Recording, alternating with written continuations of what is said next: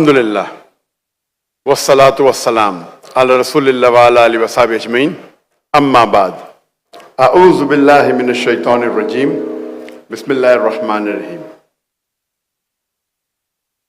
वमा खलक़तुल जिन्ना वल इंसा इल्ला लियअबुदून रब्बि इश्रह ली सदरी व यस्सिर ली अमरी वहलुल उक़दतम मिन लिसानी यफ़क़हू क़ौली।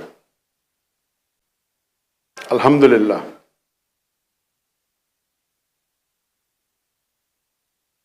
जनाब ऑनरेबल कामरान तिसोरी साहब, द गवर्नर ऑफ सिंध, मेरे बुजुर्गों और मेरे अजीज भाई और बहनों, अस्सलामु अलैकुम व रहमतुल्लाहि व बरकातुहू। जब एक मुजाहिद मैदान जंग में उतरता है और उसके हथियार लिए जाते, ये ऑडियो मेरी हथियार है,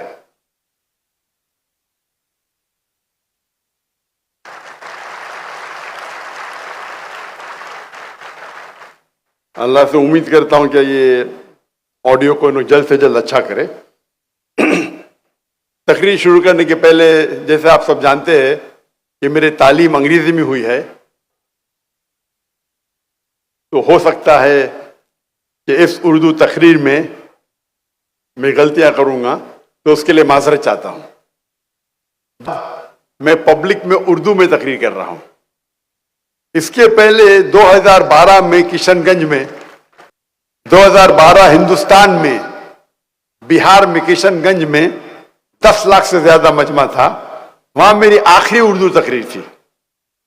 और क्योंकि मैं हिंदुस्तान से हिजरत किया, जितने मुमालिक में तकरीर किया तो वहां उर्दू तो जानने वाले थे नहीं, तो 12 साल बाद मैंने परसों उर्दू में तकरीर किया और उम्मीद रखता हूं कि अल्लाह सुब्हानहू व तआला मेरा साथ दे। मुझे बेहद खुशी हो रही है और काफी सालों से तमन्ना थी कि मैं पाकिस्तान में तकरीर करूं, चाहे उर्दू या अंग्रेजी में, लेकिन लोग ने इसरार किया कि उर्दू में करो, क्योंकि मेरे उर्दू सॉफ्टवेयर बनना बंद हो गए। जब से मैं हिंदुस्तान से हिजरत किया, मेरे उर्दू सॉफ्टवेयर बनना बंद हो गए। तो लोग कहते उर्दू चैनल पे जाकिर भाई के तकरीर आना बंद हो गए। तो इंशाअल्लाह इसके बाद कोई नई मवाद, इंशाअल्लाह नया मवाद मिलेगा। तो इसीलिए जो तकरीर मैंने कल की वो पहले बार उर्दू में की। आज की तकरीर भी मैंने अंग्रेजी में 2009 में की थी और मैं आज उर्दू में पहली बार करूंगा। इसका मौजू है हमारे जिंदगी का मकसद क्या है, what is the purpose of our lives. क्या हमने कभी सोचा कि हम दुनिया में क्या कर रहे हैं?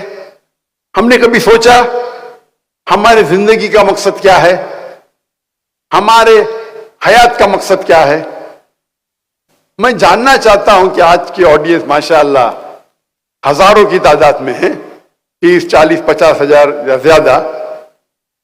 मैं आपसे पूछना चाहता हूं कि आप में से कभी भी किसी ने पहले सोचा, आज के पहले सोचा कि हमारे जिंदगी का मकसद क्या है? जिसने भी सोचा हाथ ऊपर करो। माशाअल्लाह माशाअल्लाह 50 या 40% ने सोचा है, माशाअल्लाह। और इसका जवाब क्या है? हमारे जिंदगी का मकसद क्या है? क्या हमें जरूरी है जानना हमारे जिंदगी का मकसद क्या है? मैं आपको चंद मिसाल पेश करूंगा, फिर आप ये जान सकते हैं या समझ सकते हैं कि जिंदगी का मकसद जानना जरूरी है क्या नहीं। अगर एक शख्स एक चौराहे पे आता है और एक सड़क पे गुजरने वाले आदमी से पूछता है क्या ये सड़क किधर जा रही है, वो आदमी उससे पूछता है आपको कहां जाना है, तो वो कहता है किधर भी चलेगा। तो आदमी जवाब देते हैं जब किधर भी चलेगा तो आप क्यों पूछ रहे क्या सड़क जाती है, आप जाइए, आप पहुंच जाएंगे किधर भी।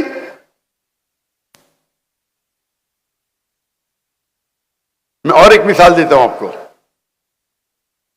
एक शख्स बिल्डर होता है, बोलता है मैं बिल्डिंग बांधूंगा। तो एक शख्स पूछता है कितने माले की बिल्डिंग बांधना चाहते हैं आप? तो बोलता है मुझे पता नहीं। उस बिल्डिंग की एरिया क्या है?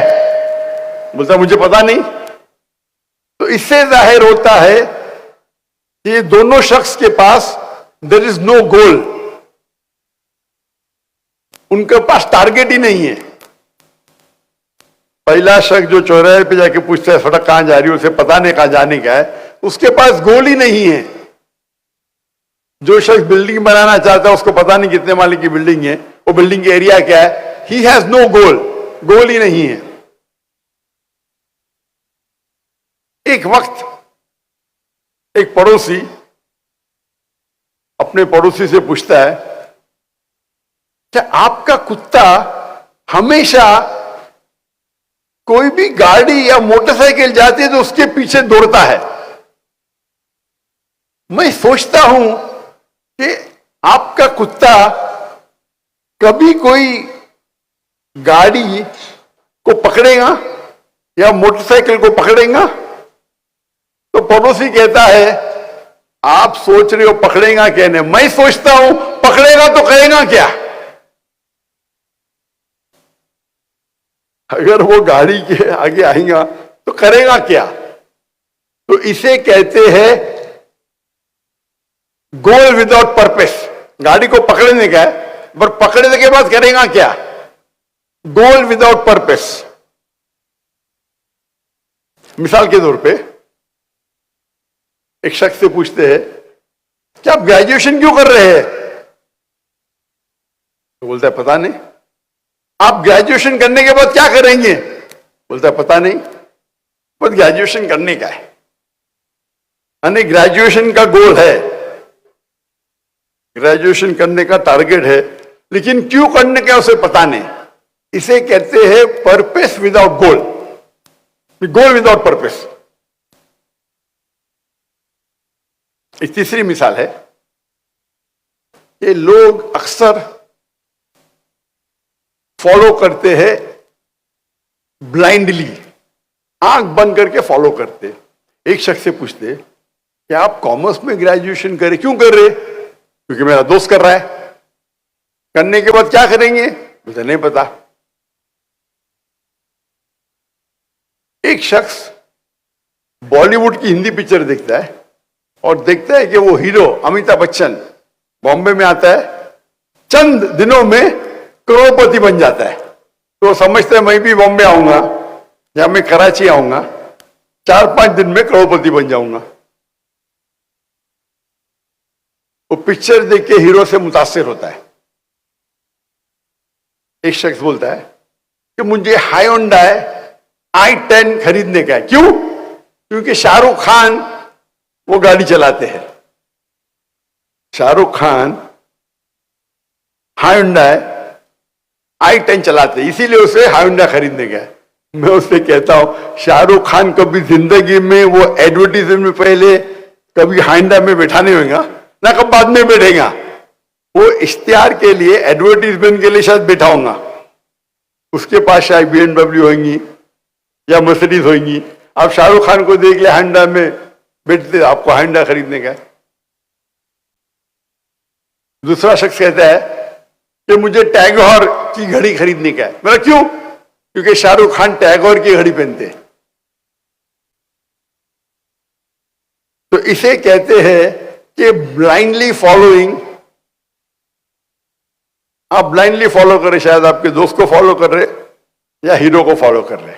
आपका जो गोल है वो हीरो को फॉलो करना। आप समझते हैं कि आप टैगोर की घड़ी पहनेंगे तो शाहरुख खान बन जाएंगे, आप हायोंडा खरीदेंगे तो शाहरुख खान बन जाएंगे। आपका गोल क्या है? और कुछ लोग का गोल होता है लेकिन नो प्लानिंग। एक शख्स कहता है, एक शख्स टेक्सटाइल की कंपनी को खरीदता है, बोलता है इसमें बहुत मुनाफा है, गोल उसके पास है, उसको धंधे में, तिजारत में मुनाफा करने का है। वो टेक्सटाइल की कंपनी खरीद लेता है। अगर उससे पूछा जाता है आप अपने कपड़े किधर बेचेंगे? बोलते मुझे पता नहीं। आप रॉ मटेरियल्स टेक्सटाइल का कहां से खरीदेंगे? मुझे पता नहीं। आप किसी को अपॉइंट करेंगे, सीईओ को या मैनेजर को? बोलता मुझे पता नहीं। गोल तो है, मकसद तो है ये मुनाफा करना तिजारत में, धंधे में, लेकिन नो प्लानिंग, गोल विदाउट प्लानिंग। एक मिसाल दूंगा मैं।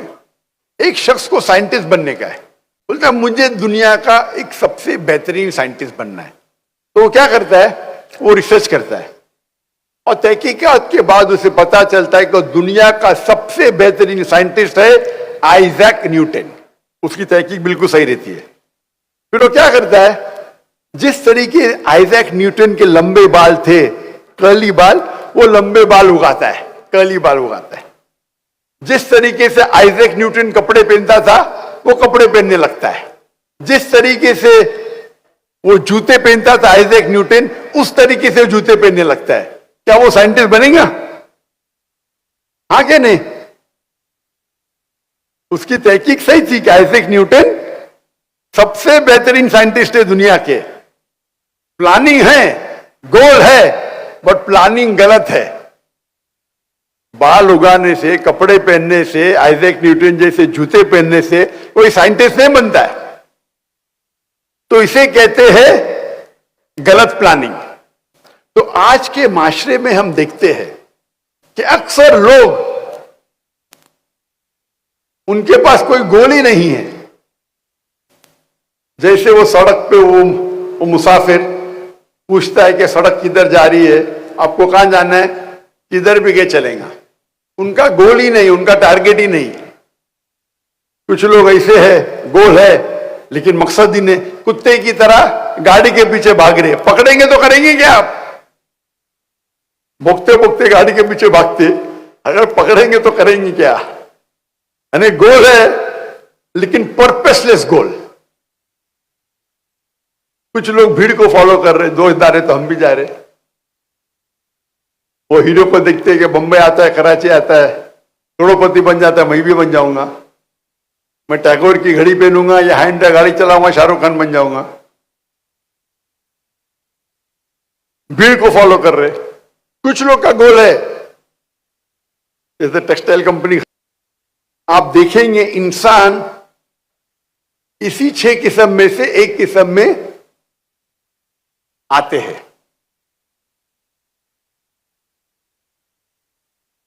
हमारी जिंदगी का मकसद क्या है? आप सोच सकते हैं, अगर हम इन किस्म के लोगों जैसे होंगे तो हमारी जिंदगी का मकसद क्या है? इस सवाल का जवाब, हमारी जिंदगी का मकसद क्या है, सबसे बेहतर कौन दे सकता है? डॉक्टर जाकिर नाइक? बिल्कुल नहीं। क्या एक डॉक्टर दे सकता है? क्या एक साइकोलॉजिस्ट इस सवाल का जवाब दे सकता है? सबसे बेहतरीन जवाब इस सवाल का, हमारे जिंदगी का मकसद क्या है, कौन दे सकता है? हमारा खालिक, हमारा मालिक अल्लाह सुब्हानहू व तआला। अल्लाह सुब्हानहू व तआला से बेहतर जो हमारा खालिक है, हमारा मालिक है, क्या कौन उससे बेहतर इस सवाल का जवाब दे सकता है? हां या नहीं? अल्लाह ताला फरमाते हैं, इस तकरीर के शुरू में मैंने एक आयत की तिलावत की, सूरह धारियात, सूरा नंबर 51, आयत नंबर 56, आयत नंबर 56, वमा खलक़तुल जिन्न वल इंसा इल्ला लियअबुदून। कि हमने जिन और इंसान को पैदा किया ताकि वो हमारी इबादत करे।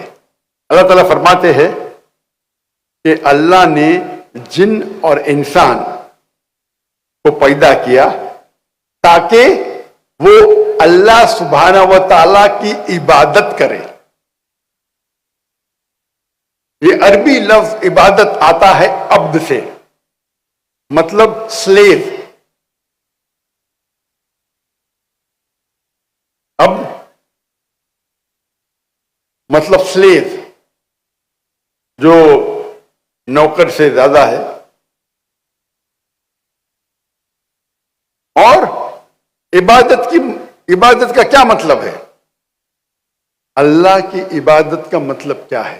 अल्लाह की इबादत करना मतलब, अगर आप अल्लाह सुब्हानहू व तआला के अहकामात पे अमल करते हैं, उसे कहते हैं अल्लाह की इबादत करना। जो अल्लाह ताला कुरान मजीद में फरमाते हैं, उसके ऊपर आप चलते हैं, तो उसे कहते हैं इबादत करना अल्लाह की। अगर आप इस्लाम के 5 बुनियादी पिलर्स, 5 पिलर्स पे अमल करते हैं, चाहे तौहीद हो, चाहे सलाह हो, नमाज, चाहे ज़कात हो, चाहे रोजा हो या हज हो, आप अगर उस पे अमल करते हैं, उसे कहते हैं इबादत करना। आप कोई भी हुक्म अल्लाह का, जो अल्लाह कुरान मजीद में फरमाते हैं या अल्लाह के रसूल के जरिए फरमाते हैं हदीस में, अगर उस पर आप अमल करते हैं, उसे कहते हैं इबादत करना।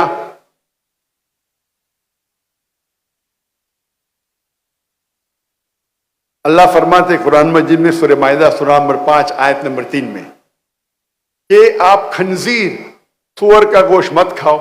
अगर आप खंजीर नहीं खाते, सूअर का गोश्त नहीं खाते, आप इबादत कर रहे। अल्लाह ताला फरमाते सूरह माइदा में सूरा नंबर 5 आयत नंबर 90 में, शराब मत पियो। अगर आप शराब नहीं पीते, आप इबादत कर रहे। अल्लाह ताला फरमाते कुरान मजीद में सच बोलो, झूठ मत बोलो। अल्लाह फरमाते रिश्वत मत दो, चीटिंग मत करो। अगर आप सच बोलते हैं, झूठ नहीं बोलते हैं, रिश्वत नहीं देते, चीटिंग नहीं करते, आप अल्लाह की इबादत कर रहे।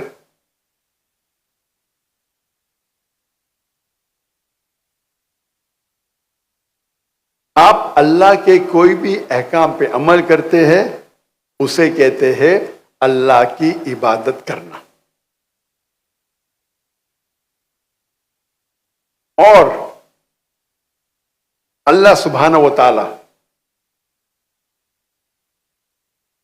कुरान मजीद में फरमाते हैं, वमा खलक़तुल जिन्न वल इंसा इल्ला लियअबुदून, सूरह दरियात सूरा नंबर 51, 51 वर्स नंबर 56, कि हमने जिन और इंसान को पैदा किया सिर्फ अल्लाह की इबादत करने के लिए।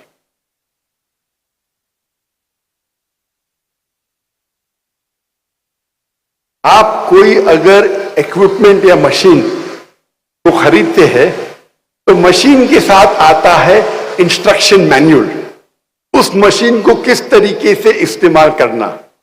और जितनी पेचीदा मशीन है, जितनी कॉम्प्लिकेटेड मशीन है, उतनी जरूरत है आपको इंस्ट्रक्शन मैन्युअल की। अगर आप मुझे इजाजत देते कि इंसान को मैं एक मशीन कहूं, तो आज दुनिया में सबसे पेचीदा मशीन, सबसे कॉम्प्लिकेटेड मशीन है इंसान। क्या इंसान को इंस्ट्रक्शन मैन्युअल की जरूरत नहीं है? क्या इस इंसान को इंस्ट्रक्शन मैन्युअल की जरूरत नहीं है? इस कॉम्प्लिकेटेड मशीन इंसान की इंस्ट्रक्शन मैन्युअल कौन सी है? इंस्ट्रक्शन मैन्युअल है कुरान मजीद। ये कुरान मजीद इंसान की आखिरी इंस्ट्रक्शन मैन्युअल है, किस तरीके से इंसान अपनी जिंदगी जीना चाहिए, इंसान के लिए क्या अच्छा है, क्या बुरा है, क्या इजाजत है, क्या ममनू है, वो इस किताब कुरान मजीद में लिखा है। ये अल्लाह का आखिरी कलाम, आखिरी वही, आखिरी नबी मोहम्मद सल्लल्लाहु अलैहि वसल्लम पे नाजिल की गई है। लोग पूछते हैं कि अल्लाह सुब्हानहू व तआला क्यों चाहते हैं कि हम अल्लाह की तारीफ करें? अल्लाह क्यों चाहता है हम कहें अल्हम्दुलिल्लाह? अल्लाह क्यों चाहता है हम कहें अल्लाहु अकबर? अल्लाह को क्या अल्लाह तारीफ के मोहताज है? नौज़ बिल्लाह। क्या अल्लाह को जरूरत है कि हम अल्लाहु अकबर बोले? इसका जवाब अल्लाह ताला फरमाते कुरान मजीद में, अल्लाह फरमाते हैं कि आपको अल्लाह की जरूरत है। अल्लाह कोई भी चीज, अल्लाह को कोई भी चीज की जरूरत नहीं, और अल्लाह सारी तारीफ अल्लाह के लिए है। ये अल्लाह ताला फरमाते सूरह नहल में सूरह नंबर 16 में कि अल्लाह, तुमको अल्लाह की जरूरत है, अल्लाह को किसी भी चीज की जरूरत नहीं, और सारी तारीफ अल्लाह के लिए।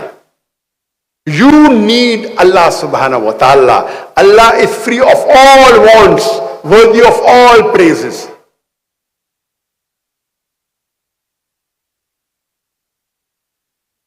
तो सवाल आता है, क्यों हम अल्लाह अकबर बोलते हैं, क्यों हम अल्हम्दुलिल्लाह बोलते हैं? सारी तारीफ अल्लाह के लिए है, अल्लाह अकबर।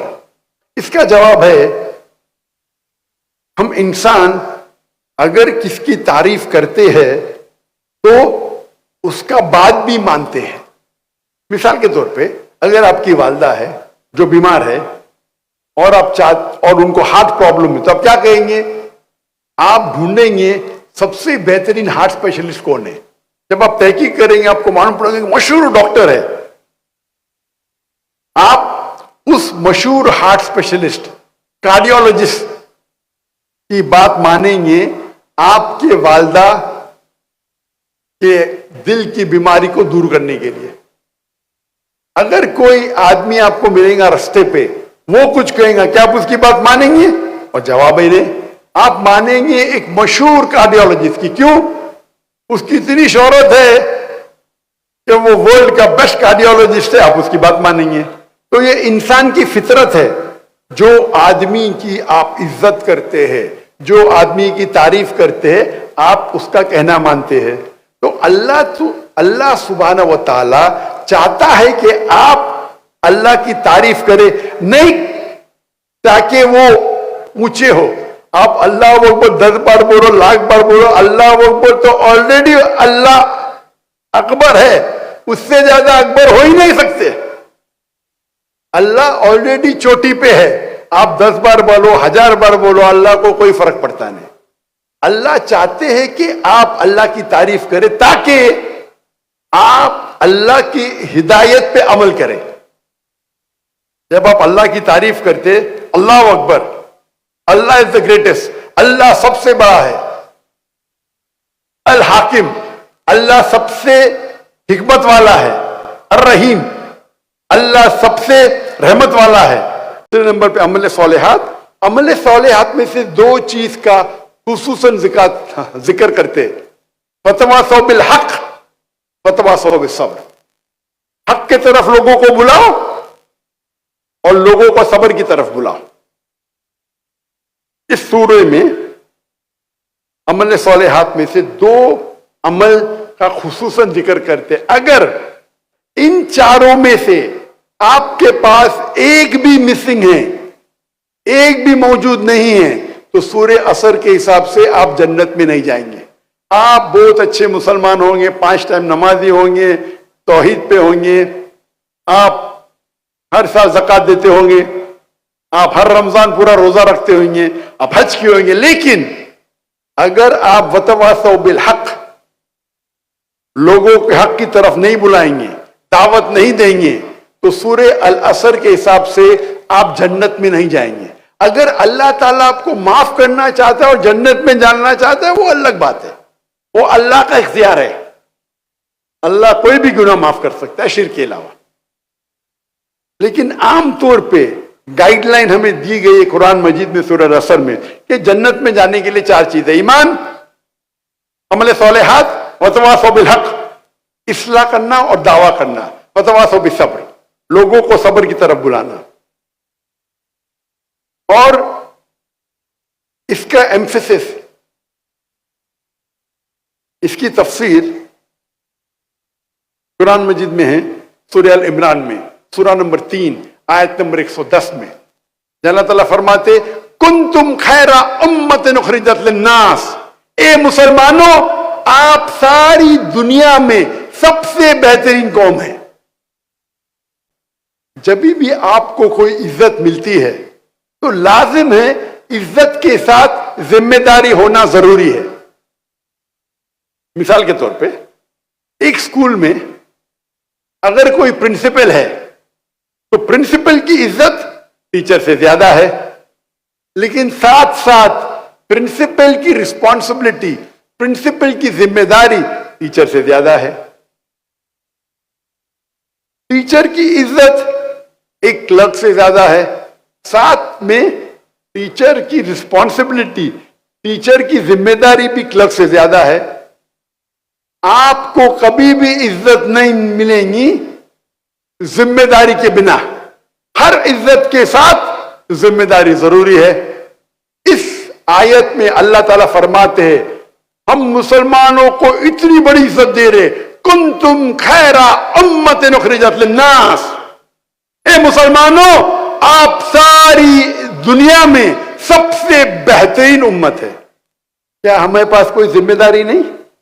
इसका जवाब इसी आयत में अल्लाह ताला फरमाते, तामुरूना बिल मारूफ व तनहूना अनिल मुनकर व तुमिनूना बिल्लाह। क्योंकि आप लोगों को अच्छाई की तरफ बुलाते हैं और बुराई से रोकते हैं और अल्लाह में मानते हैं। अल्लाह सुब्हाना व तआला हम मुसलमानों को कह रहे हैं हम सबसे बेहतरीन उम्मत है। क्यों? हम लोगों को अच्छाई की तरफ बुलाते हैं, गैर मुसलमानों को इस्लाम की दावत देते हैं और लोगों को बुराई से रोकते हैं और अल्लाह में मानते हैं। अगर हम लोगों को अच्छाई की तरफ नहीं बुलाएंगे, गैर मुसलमान को दावत नहीं देंगे, बुरे काम से नहीं रोकेंगे, हम मुसलमान कहलाने के लायक नहीं हैं, हम खैरा उम्मा कहलाने के लायक नहीं हैं। हमें ये अल्लाह ने ऑनर, इज्जत दी है कि हम सबसे बेहतरीन उम्मा हैं, क्योंकि हम लोगों को अच्छाई की तरफ बुलाते हैं और बुराई से रोकते हैं। अगर हम लोगों को अच्छाई की तरफ नहीं बुलाएंगे, अल्लाह का पैगाम लोगों तक नहीं पहुंचाएंगे, गैर मुसलमानों तक, हमें मुसलमान बोलने का हक नहीं है, हमें अपने आप को खैरा उम्मा बोलने का हक नहीं है। अल्लाह के रसूल फरमाते हदीस में,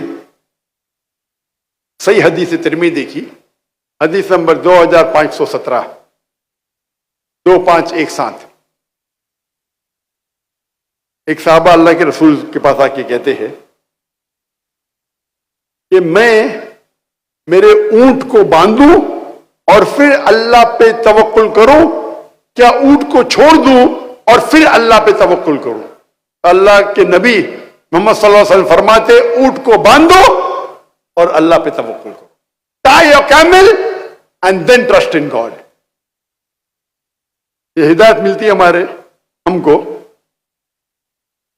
मोहम्मद सल्लल्लाहु अलैहि वसल्लम के जरिए। अल्लाह पे तवक्कुल करो, लेकिन ऊंट बांधना जरूरी है। उसका मतलब अल्लाह ताला फरमा रहे, आखिरी नबी के जरिए मोहम्मद सल्लल्लाहु अलैहि वसल्लम के जरिए में हिदायत दे रहे कि अल्लाह पे तवक्कुल करो। ऊंट को बांधो मतलब प्लानिंग करो, ऐसा इन्हें हवा में छोड़ दो। तो हमें प्लानिंग करना जरूरी है, गोल बनाना जरूरी है। अगर हम प्लानिंग नहीं करेंगे, हम गोल पे तवज्जो नहीं देंगे, तो हम आखिरी नबी सल्लल्लाहु अलैहि वसल्लम के हिदायत पे अमल नहीं करते। गोल सेटिंग बहुत अहम है, बहुत इंपॉर्टेंट है। और जो लोग मैनेजमेंट के कुछ कोर्सेज किए हैं वो जानते होंगे, गोल सेटिंग का एक्रोनियम है स्मार्ट, SMART। जो लोग मैनेजमेंट के कोर्सेज किए होंगे उसे कहते गोल सेटिंग स्मार्ट, SMART। लेकिन मैं खुद एक नया एक्रोनिम मैं मेरे मुसलमान भाई और बहनों से कहना चाहता हूं, आप इस्तेमाल कीजिए एक्रोनियम इस्लामिक, ISLAMIC।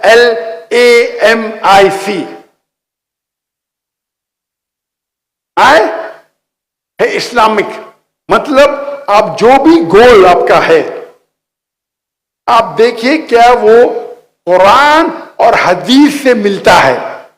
जो भी गोल आप सेटिंग कर रहे हैं वो मैच होना चाहिए कुरान के तालीमात से और सही हदीस की तालीमात से। जो तालीम अल्लाह ताला में देते हैं कुरान में, या आखिरी नबी मोहम्मद सल्लल्लाहु अलैहि वसल्लम देते सही हदीस में, उससे मैच होना चाहिए।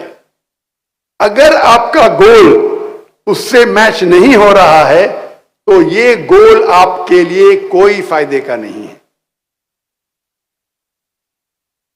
मिसाल के तौर पे एक आदमी सोचता है कि मैं दुनिया की सबसे बेहतरीन शराब बनाऊंगा। गोल है उसका, विजन है, एम है। क्या कुरान मजीद से मैच होता है? हदीस से मैच होता है?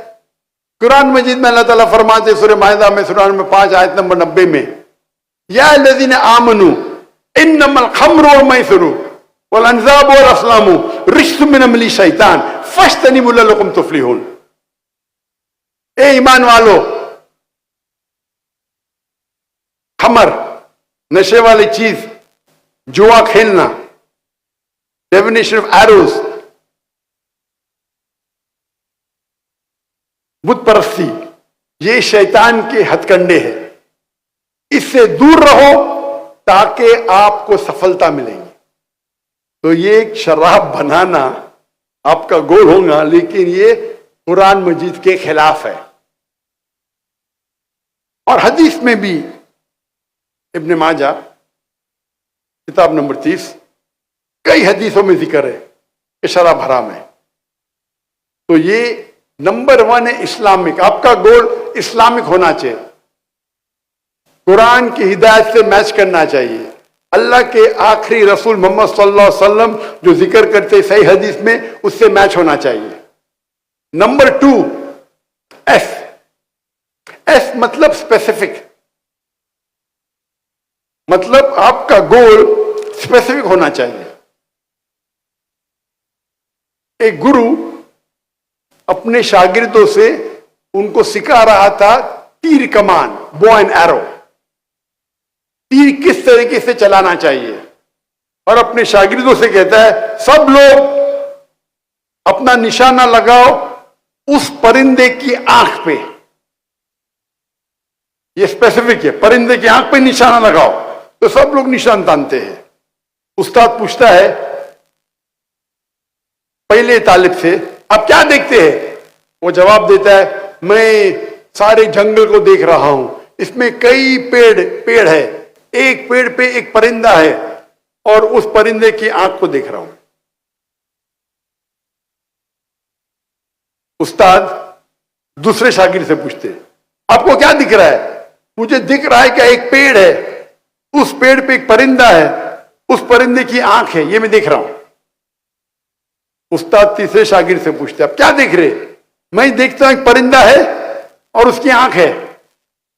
उस्ताद पूछते चौथे शागिर्द से, आप क्या देख रहे? उस्ताद मैं सिर्फ परिंदे की आंख को देख रहा हूं और कुछ नहीं दिख रहा मुझे। उस्ताद कहते, तीर को छोड़ो। तीर छोड़ते हैं, बराबर जाके आंख पे लगती है। ये गोल जो है स्पेसिफिक है, परिंदे की आंख, बर्ड्स आई। तो जब आप गोल सेटिंग करते हैं, it should be specific. L मतलब ल्यूक्रेटिव, आपको मुनाफा होना चाहिए, फायदा होना चाहिए आपके गोल सेटिंग से। और सबसे बेहतरीन फायदा अल्लाह ताला फरमाते सूरह बकरा में सूरह नंबर 2 आयत नंबर 201 में, रब्बना आतिना फिद दुनिया हसनतन व फिल आखिरति अज़ाबिन नार, कि अल्लाह ताला से हम दुआ करते कि हमें इस दुनिया में सबसे बेहतरीन चीज मिले और हसनात मिले आखिरत में, और हमें जहन्नम से निजात मिले। तो इस दुआ में हम दोनों चीज मांगे, दुनिया और आखिरत। लेकिन अगर तवज्जो देंगे तो इस दुआ में दुनिया के बारे में एक चीज है और आखिरत के बारे में 2 चीज। रब्बना आतीना फिद दुनिया, हम अल्लाह से दुआ करते हैं कि इस दुनिया में हमें अच्छी चीज दे, रब्बना आतिना फिद दुनिया हसनतों व फिल आखिरत हसनतों, और आखिरत में अच्छी चीजें दे, और हमको जहन्नम से, जहन्नम की आग से निजात दे। तो आखिरत की चीज एक तिया है, दुनिया की चीज एक तिया है, और अने दुनिया में अच्छी चीज दे और आखिरत में अच्छी चीज दे, और आखिरत दूसरी दुनिया के जहन्नम की आग से हमें पनाह दे। तो आखिरत के बारे में दो चीजें हैं। तो एक तिया हिस्सा दुनिया है, दो तिया हिस्सा आखिरत है।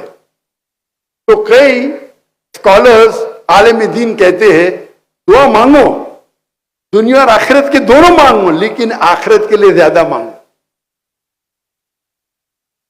कुछ उल्मा कहते हैं, आलिम दीन कहते हैं मांगो तो मिनिमम 2/3 हिस्सा, 2/3 आखिरत के लिए होना चाहिए।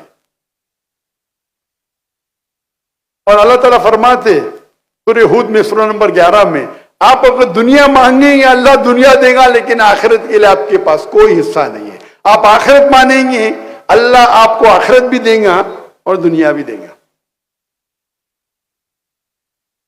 तो ल्यूक्रेटिव प्रॉफिट होना चाहिए, देखो, लेकिन आपका प्रॉफिट आखिरत की तरफ ज्यादा होना चाहिए, क्योंकि आखिरत आपकी जिंदगी लंबी है। अल्लाह के रसूल फरमाते इस दुनिया में इंसान एक ट्रैवलर है, एक मुसाफिर है। अभी मैं मुसाफिर हूं पाकिस्तान में, तो क्या मैं मकान खरीदूंगा? मैं होटल में रहूंगा ना, टेम्परेरी हूं, मैं थोड़ी मकान खरीदूंगा, मुसाफिर हूं। तो उसी तरीके से दुनिया में मुसाफिर है। हम क्या करते, इतना माल दौलत इकट्ठा करते, हम समझते कि हम जिंदगी भर दुनिया में रहने वाले, 1000 साल के लिए, 5000 साल के लिए, हम मुसाफिर हैं। तो आपकी तवज्जो आपके गोल में ज्यादा होना चाहिए आखिरत पे, दुनिया पे हो सकती है लेकिन कम, ल्यूक्रेटिव, प्रॉफिटेबल। आखिरत ज्यादा, दुनिया भी होना चाहिए, नो प्रॉब्लम। सिर्फ आखिरत है तो सोने पे सुहागा, सिर्फ आखिरत है तो सोने पे सुहागा। आखिरत तो मिलेंगी, अल्लाह आपको दुनिया भी देगा। एप्ट एंड अप्रोप्रिएट, मतलब आपका गोल सही होना चाहिए, अप्रोप्रिएट होना चाहिए। ये जो स्मार्ट मैंने कहा, SMART, यहां ए मतलब अचीवेबल, जो मैं नहीं मानता हूं। हमारे मैनेजमेंट के गुरु कहते गोल होना चाहिए अचीवेबल। अचीवेबल मतलब आप उस गोल को हासिल कर सकते, इसमें मानता नहीं हूं। अल्लाह की मदद होगी तो many things which you think is not achievable is achievable. जो आप समझते आपको हासिल नहीं हो सकती, अल्लाह की मदद होगी तो हासिल हो सकती। अल्लाह ताला फरमाते सूरह इमरान में सूरह नंबर 3 आयत नंबर 160 में, अगर अल्लाह आपके साथ है तो कोई भी आपको हरा नहीं सकता है, अल्लाह आपको छोड़ देंगे तो कोई भी आपकी मदद नहीं कर सकता है। ए मोमिनो, अल्लाह पे भरोसा करो। तो अल्लाह की मदद आपके साथ है तो आपके लिए सारे गोल आसान है। तो ये अचीवेबल जो है, हमारे मैनेजमेंट गुरु कहते, मैं इसमें नहीं मानता, मैं कहता अप्रोप्रिएट होना चाहिए। M means measurable. आपका जो गोल है उसको आप नाप सकते हैं, मेजर कर सकते हैं। अगर वो गोल मेजरेबल नहीं है तो गोल आपका बेबुनियाद है। मिसाल के तौर पे कोई शख्स कहेगा कि मुझे दुनिया की सबसे ऊंची इमारत बनाना है, गोल तो है ऊंची इमारत, मेजरेबल है, नाप सकते क्या नहीं? अब तय करेंगे दुनिया की सबसे ऊंची इमारत कौन सी है? बुर्ज खलीफा। उसका हाइट क्या है? 834 मीटर्स। तो स्पेसिफिक 834 मीटर्स मेजरेबल है। 834 मीटर ऊंची है बुर्ज खलीफा दुबई में, दुनिया के सबसे ऊंची इमारत आज की तारीख में। अगर आपको उससे ऊंची बनाना है तो 835 बना दो, आपका रिकॉर्ड टूट जाएगा। तो मेजरेबल है, गोल तो आप नाप सकते हैं। आय, इंटेंशन, नियत। आप अगर जो गोल हासिल करना चाहते उसकी नीयत होना चाहिए खुसूसन अल्लाह की रजामंदी। जो गोल के पीछे आप भाग रहे, जो गोल के पीछे मेहनत कर रहे, उसका इंटेंशन, उसकी नीयत होना चाहिए अल्लाह की रजामंदी। सही बुखारी जो कुरान के बाद सबसे ऊंची किताब इस्लाम में है, सही बुखारी के अंदर पहली किताब, पहला वॉल्यूम, पहली हदीस, इन्नमल अमाल बिन्निया। आपके जो भी अमल है आपके नीयत पे दारोमदार है।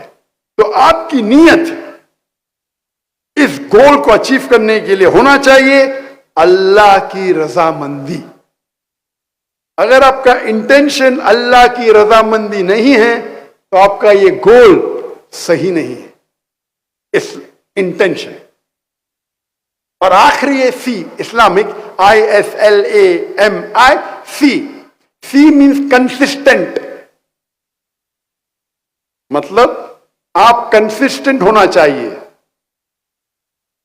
ऐसा नहीं कि आज में पल में तोला पल में मासा, कंसिस्टेंट होना चाहिए लगातार।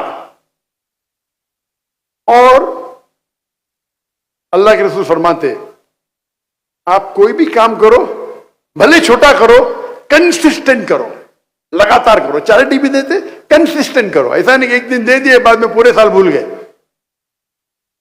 तो इस्लाम में जो चीज कंसिस्टेंट है उसकी अहमियत ज्यादा है।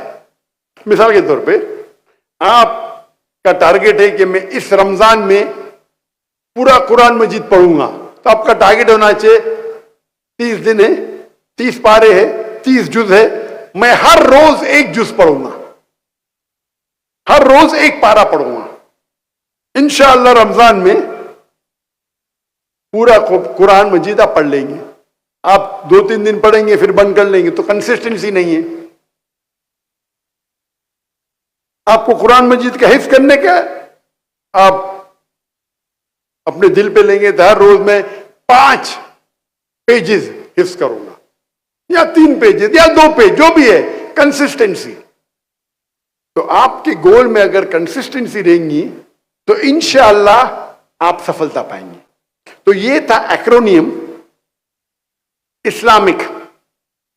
और हमारे मैनेजमेंट गुरु एक लफ्ज है, क्योंकि मैनेजमेंट ट्रेनिंग बहुत होते हैं और हम देखते कई किताबें लिखी गई, कई कोर्सेज अवेलेबल है।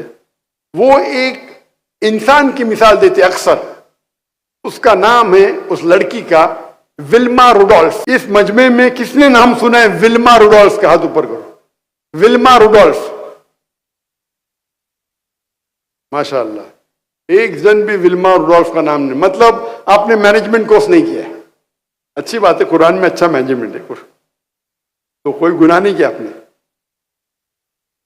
लेकिन जो शख्स मैनेजमेंट कोर्स किया है, MBA किया है, उसे विल्मा रुडोल्फ का नाम तो मालूम होना चाहिए। मैंने मैनेजमेंट कोर्स नहीं किया, मैं तकरीर की तहकीक कर रहा था तो विल्मा रुडोल्फ को, मेरा मैनेजमेंट कुरान मजीद है। विल्मा रुडोल्फ एक लड़की थी जिसको पोलियो हुआ था, पोलियो, और डॉक्टर ने जवाब दे दिया था कि ये लड़की कभी भी अपने पैर जमीन पे रख ही नहीं सकेंगी। वो ब्रेसिस पहनती थी, वो पोलियो वाले पहनते, ब्रेसिस बोलते हैं अंग्रेजी में, मतलब अपने पैर पे कोई एक इक्विपमेंट होता है, उसे कहते हैं ब्रेस। तो डॉक्टर ने कहा ये लड़की कभी भी अपने पैर अपनी जमीन पे नहीं रख सकती। लेकिन उनकी जो वालदा थी, उनकी अम्मी थी, वो बहुत माशाअल्लाह, उनका जो था हौसला, उनकी वालदा ने विल्मा से कहा बेटी आप जो सोचना चाहे सोचो, आप कर पाएंगे। तो विल्मा बोलती है कि मैं चाहती हूं कि मैं दुनिया की सबसे फास्टेस्ट लड़की बनूं भागने के रेस में। सोच सकते, चल नहीं सकती, और वो बोलती है मुझे दुनिया की, चल नहीं सकती है, बोली भागेंगी तो भी समझेंगे, दुनिया की सबसे तेज भागने वाली औरत बनना चाहती हूं। ये मैनेजमेंट गुरु मिसाल देते हैं, लेकिन उनका जो ए है अचीवेबल, तो अचीवेबल तो है नहीं ना भाई। तुम पाँव नहीं रख सकते, चलने की कोशिश करो, भागने की, सबसे तेज भागने की। इसलिए बोलता हूं मैं ये अचीवेबल जो वर्ड है, मैं इससे सहमत नहीं हूं। It should be apt. तो 9 साल की उम्र में विल्मा अपने ब्रेसेस को उतार देती है, बोलती मैं ये ब्रेसेस नहीं पहनूंगी। और 13 साल की उम्र में वो पहली बार भागने के दौड़ में लड़कियों के साथ रेस में एंटर करती है और वो आती है लास्ट। फिर भी वो कंसिस्टेंट थी, नहीं मैं फिर भी कोशिश करूंगी। इतनी कोशिश करती है कि सन 1960 में ओलंपिक्स में उसको 3 गोल्ड मेडल मिलते, 100 मीटर्स, 200 मीटर्स, 400 मीटर्स। जिस लड़की को पोलियो था, ये दुनिया का हिस्ट्री का रिकॉर्ड है, पोलियो की लड़की आम सेहतमंद लड़कियों के साथ भागती है और 1960 के ओलंपिक्स में 3 गोल्ड मेडल मिलते। Fastest women on the earth in 1960, 100 metres, 200 metres, 400 metres, 100 metre की दौड़, 200 मीटर की दौड़, 400 मीटर की दौड़। तो इसकी मिसाल लेके लोग इसकी मिसाल देते, विल्मा रुडोल्फ। हम ये मिसाल को अगर देखेंगे स्मार्ट की तरफ से, स्पेसिफिक, बिल्कुल स्पेसिफिक है कि मुझे दुनिया की फास्टेस्ट लड़की बनना है। मेजरेबल, हां, 100 मीटर डैश का अभी रिकॉर्ड क्या है, लड़कियों का 10 सेकंड है या 9 सेकंड है, मेजरेबल, मुझे उससे कम करना है। अचीवेबल, अचीवेबल तो लगता नहीं, इसलिए बोलता अचीवेबल सही नहीं है। अल्लाह की मदद है तो जो अचीवेबल है वो भी अचीवेबल हो सकता है। आर, रीजनेबल, ये स्मार्ट है, इस्लामिक बाद में आऊंगा मैं। Reasonable, is it reasonable? और आखिरी में टाइम बाउंड। टाइम बाउंड, अगर आपको रेस में दौड़ना है तो आप 25 साल के अंदर होना चाहिए। आप 40 साल के बनने के बाद तो दौड़ नहीं सकते, 25 होएगा, 26 होएगा, 30 होएगा, उससे ज्यादा नहीं। तो टाइम बाउंड है। अगर आप इस्लामिक एक्रोनियम उतरेंगे, इस्लामिक, तो विल्मा रुडोल्फ को अगर स्मार्ट में अच्छे नंबर मिलेंगे, इस्लामिक में कितने नंबर मिलेंगे? क्या ये गोल इस्लामिक है? क्या कुरान मजीद के खिलाफ है या कुरान मजीद इसको अप्रूव करता है? कुरान मजीद के खिलाफ तो नहीं है, हम कहेंगे ऑप्शनल, हाई मार्क्स नहीं मिलेंगे, लेकिन खिलाफ तो नहीं, भागना हराम नहीं है, लेकिन कोई इस्लामिक बेनिफिट नहीं इसमें, तो एवरेज। स्पेसिफिक, बिल्कुल स्पेसिफिक था। ल्यूक्रेटिव, प्रॉफिटेबल, दुनिया में, आखिरत में तो 0। आप अगर सबसे अच्छे भागने में, जन्नत में नंबर 1 मिलेंगे आपको, क्या पहले एंट्री थोड़ी मिलेंगी? आप अगर भागने में अच्छे हैं तो क्या जन्नत के दरवाजे पे पहले पहुंचेंगे? बिल्कुल नहीं। इस दुनिया में प्रॉफिटेबल हो सकता है, गोल्ड मेडल मिला, आखिरत में नो प्रॉफिट। ए, अचीवेबल, अल्लाह की मदद हुई तो अचीवेबल। मेजरेबल, मेजर कर सकते हैं। रिकॉर्ड क्या है? 10 सेकेंड, उससे कम करो, 9 सेकेंड, उससे कम करो। आए, इंटेंशन, क्या इंटेंशन अल्लाह की रजामंदी है? मुझे लगता तो नहीं है, क्योंकि विल्मा रुडोल्फ मुसलमान तो थी नहीं, अल्लाह की रजामंदी की वजह से तो भागी नहीं हुई। सी, कंसिस्टेंसी थी, तो मार्क्स उसको एवरेज मिलेंगे। अभी हम कंपेयर करते हैं एक ऐसे शख्स से जिसने मेरी जिंदगी बदल दिया, उसका नाम है शेख अहमद दीदात। और शेख अहमद दीदात की हिस्ट्री पढ़ेंगे तो वो भी अल्हम्दुलिल्लाह एक मिसाल है। अहमद दीदात साहब, शेख अहमद दीदात, जिससे मुतासिर हुआ, जिसके वजह से मैं आज खड़ा हूं, आज आपके सामने खड़ा हूं मैं, जिसने मुझे इंस्पायर किया, वो शेख अहमद दीदात थे। नहीं तो मैं, हो सकता है कोई ऑपरेशन थिएटर में सर्जरी करता होता तो मैं दिल के डॉक्टर से रूह का डॉक्टर बन गया, अल्हम्दुलिल्लाह। From doctor of body to doctor of soul.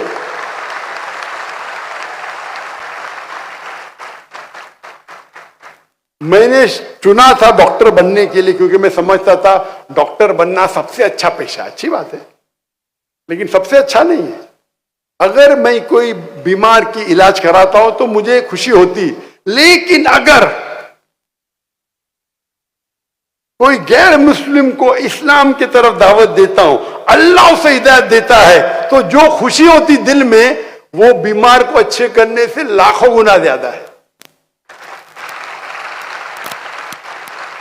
और अल्लाह ताला फरमाते एक शख्स को अगर आप गैर मुस्लिम को मुस्लिम बनाते तो वो नियाम हर्म में, मतलब वो लाल रेड कैमल के बराबर है, एक लाल ऊंट के बराबर है। लाल ऊंट उस वक्त, आज कहेंगे आज की रोल्स रॉय, या मैं कहूंगा बुगाटी, और बुगाटी पे बाद में आई हम। बुगाटी बहुत कम लोग जानते, रोल्स रॉय तो काफी लोग जानते। कौन जानते बुगाटी क्या है? ओ माशाअल्लाह।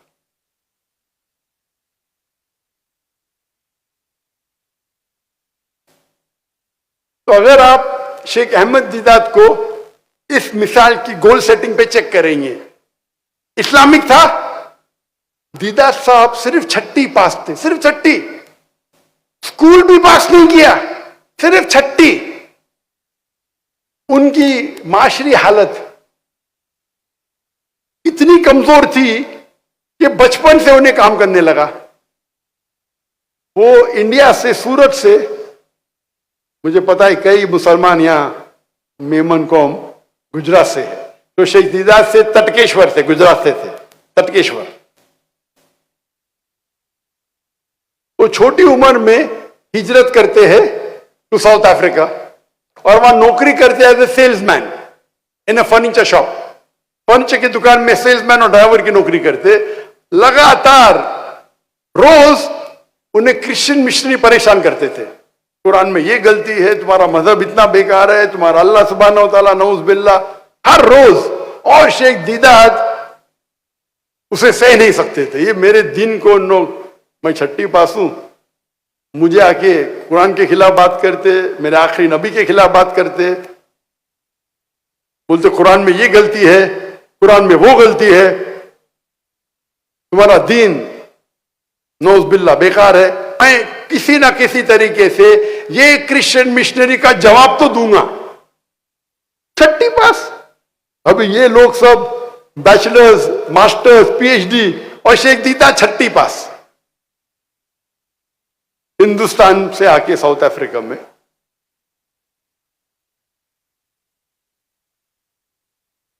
और अल्हम्दुलिल्लाह अल्लाह की मदद से उनको एक किताब मिली, इज़ारुल हक, जो रहमतुल्लाह करानवी ने लिखी थी, जो पादरी फेंडर के खिलाफ लिखी थी। अंग्रेजी में किताब मिलती है इज़ारुल हक, उसका तर्जुमा, अरबी किताब का तर्जुमा अंग्रेजी में, और वो पढ़ते हैं। और उसमें कई क्रिश्चियन मिशनरी के जो अटैक्स है इस्लाम के खिलाफ, उसके जवाब उसमें रहते। वो पढ़ते और बोलते चलो शुरू हो जाओ। अकेले शख्स छठी पास और कई क्रिश्चियन मिशनरी के साथ 1-to-1 डिबेटिंग शुरू। डिबेटिंग करते करते इतने मशहूर हो जाते क्या वो स्टेज पे बात करने लगते, फिर पादरी से डिबेट करते। 1980s में उनको रिक्वेस्ट आता है डिबेट करना रेवरेंड जिमी स्वैगट। रेवरेंड जिमी स्वैगट उस वक्त 1984-82, उस वक्त वो क्रिश्चियन मिशनरी के सबसे बिगेस्ट टेलीवेंजलिस्ट थे। वो स्टेज पे बात करने में दुनिया में सबसे माहिर थे। और दीदात साहब भी मशहूर हो रहे थे। और इस डिबेट के पहले वो आते पाकिस्तान में, डिबेट के चंद महीने पहले वो आते पाकिस्तान में। पाकिस्तान में भी मजमा माशाअल्लाह हजारों का था। उस मजमे में दीदात साहब के फैन कहते हैं, Sheikh Deedat, I request you not to debate with Reverend Jimmy Swaggart. Deedat साहब के चाहने वाले पाकिस्तानी अंग्रेजी में कहते हैं दीदात साहब से, Sheikh Deedat, I request you not to debate with Jimmy Swaggart. मैं आपसे इल्तिजा करता हूं कि आप जिम्मी स्वैगर्ट से मुनाजरा मत करो, वरना ही विल चू you and spit you aside. वो आपको चबाएगा और थूक देगा। आप सोचिए दीदात का मन उस वक्त क्या हुआ। आता है पाकिस्तान में तकरीर करने के लिए, अभी भी तकरीर मौजूद है, और उसके चाहने वाले कहते मैं आपका फैन हूं, लेकिन मैं जिम्मी स्वैगर्ट को जानता हूं। मेरी इल्तिजा है कि आप जिम्मी स्वैगर्ट से डिबेट मत करो। वो दुनिया का सबसे माहिर स्पीकर है, वो आपको चबाएगा और थूकेगा।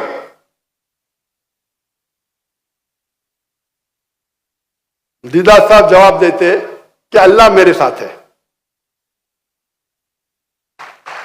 छठी पास, एक छठी पास करने वाला इंसान, उसके चाहने वाला बोल दे आपको चबा के थूकेगा, उसके दिल पे क्या बीतती होगी सोचो। मजमा इतना बड़ा। मैं उस पाकिस्तानी को दोषी नहीं ठहरा रहा हूं, उसने दीदात साहब की मोहब्बत में कहा, लेकिन उसको पता नहीं अल्लाह ताला फरमाते सूरह इमरान में सूरह नंबर 3 आयत नंबर 54 में 54 में मकरू मकर अल्लाह वल्लाहु खैरुल माकिरीन। इन लोग ने प्लान किया, काफिरों ने, अल्लाह ने प्लान किया। अल्लाह सबसे बेहतरीन है प्लान करने में।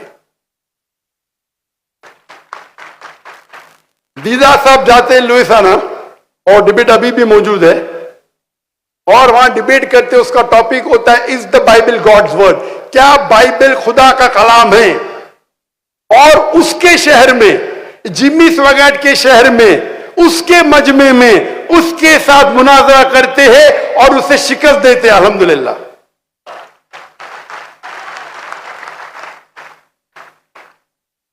और उसके बाद सन 1986 में दीदात साहब को शाह फैसल का अवार्ड मिलता है। Shah Faisal King Faisal award Islamic दुनिया का सबसे ऊंचा अवार्ड है।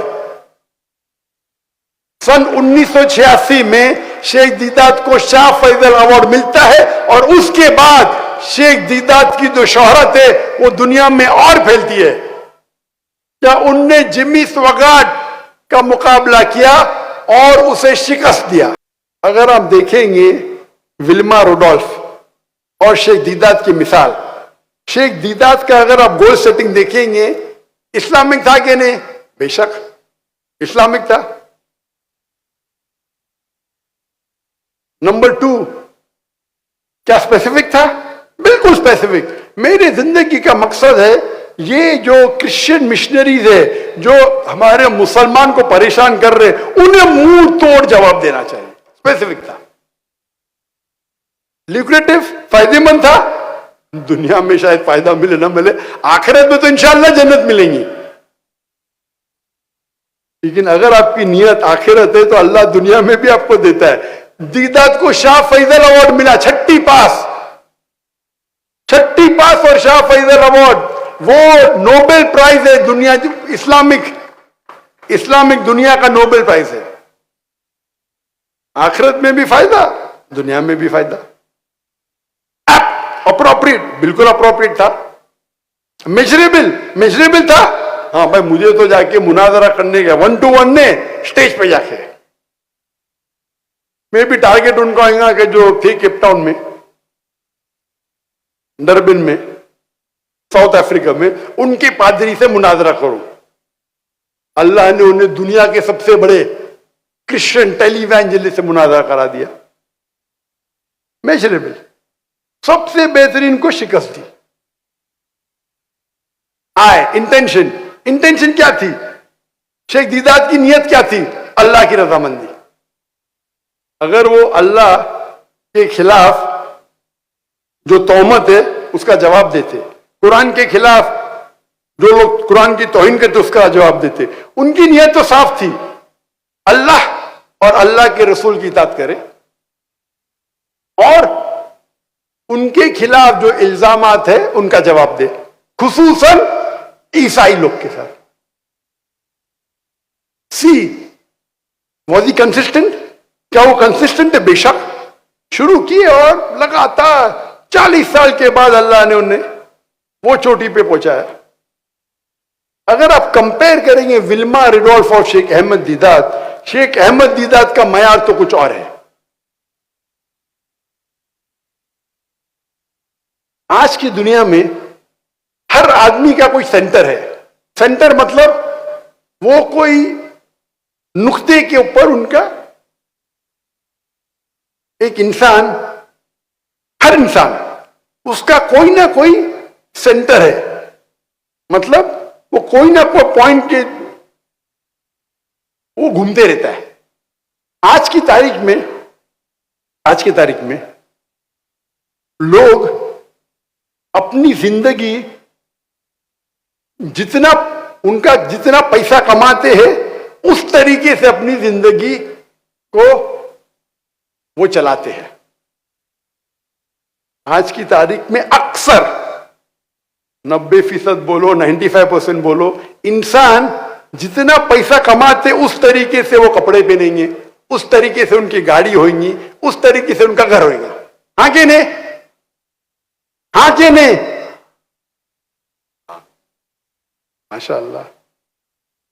अक्सर चाहे पाकिस्तान में हो, हिंदुस्तान में, अमेरिका में हो, जितना पैसा कमाएंगे उस तरीके से उनकी जिंदगी बदलेंगे। चंद आपको 2-1% मिलना मुश्किल है जो अपनी जिंदगी अपनी कमाई के हिसाब से नहीं बिताते हैं। हालांकि होना चाहिए, आपकी जिंदगी बिताने का एक आपकी कमाई से लेना देना क्या है?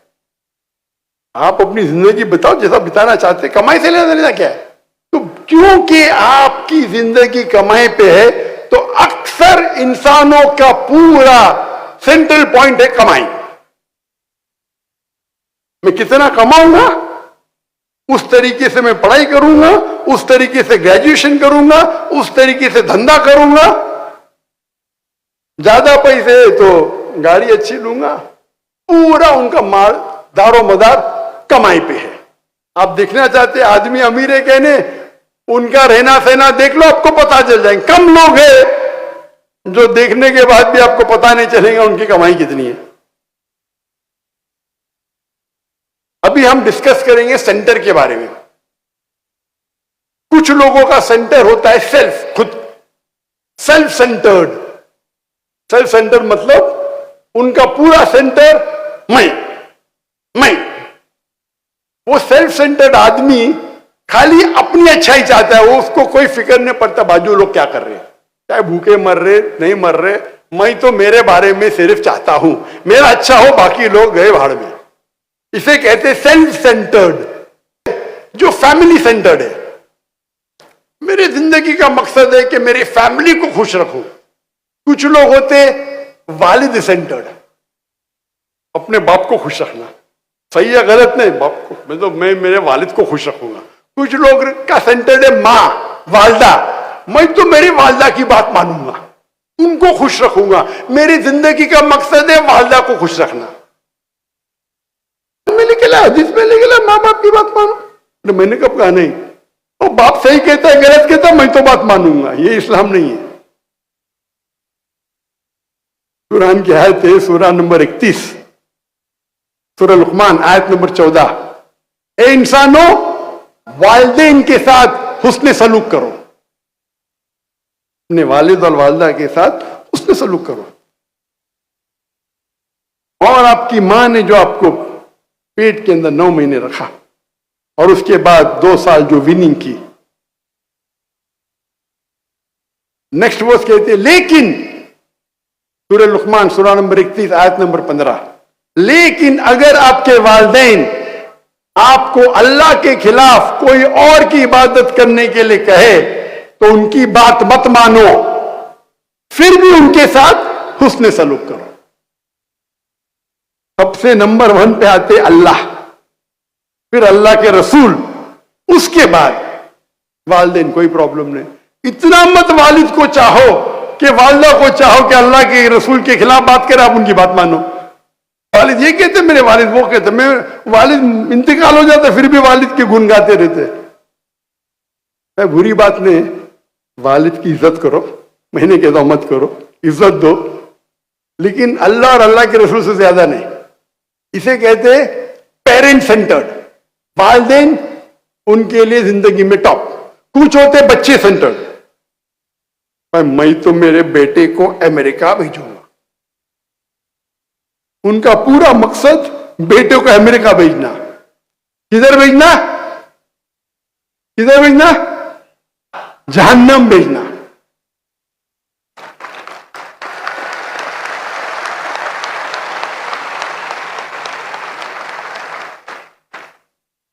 मैं अक्सर दौरा करता हूं गल्फ कंट्री का।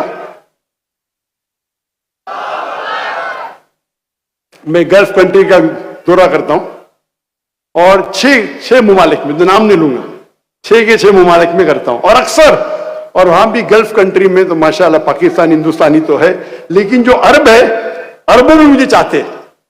जब चाहते हैं तो जो बड़े, my son he studying in Harvard university, my son studying in Oxford university. मेरा बेटा हार्वर्ड से फारिग है। मैं बोला माशाल्लाह। मेरा बेटा ऑक्सफोर्ड यूनिवर्सिटी से फारिग है। मैं उनको कहता हूं मेरा बेटा फारिग वो जामुतुल इमाम रियाद से फारिग है, आपके शहर में।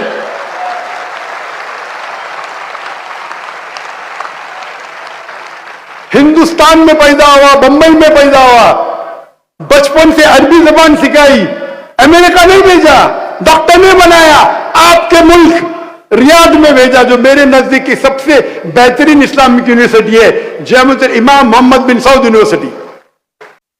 मैं सवाल पूछता हूं, शेख, उनको शेख बोलते, शेख के बहुत मानी है, बुजुर्ग आदमी, नॉलेजेबल, लेकिन कुछ मुल्कों में शेख मतलब ताजिर को भी शेख बोलते हैं रिस्पेक्ट के लिए। मैं बोला शेख, अल्लाह के रसूल की हदीस है कि एक इंसान जब मर जाता है उसके दफनाने के बाद 3 चीज सिर्फ सवाब जारिया है।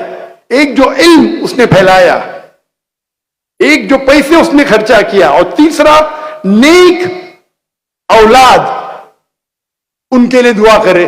तो मैं पूछता हूं, आपका बेटा बड़ा डॉक्टर है अमेरिका से, आपका बेटा मैनेजमेंट एक्सपर्ट है ऑक्सफोर्ड यूनिवर्सिटी से, मैं ये पूछना चाहता हूं, आपके मरने के बाद आपका बेटा अगर ऑक्सफोर्ड से जाके दुआ करे या जामुतुल इमाम से दुआ करे, किसमें आपको ज्यादा सवाब मिलेंगी? उनका मुन्नी नीचे हो जाती है। तो जाकिर से बहस करना अच्छी बात है।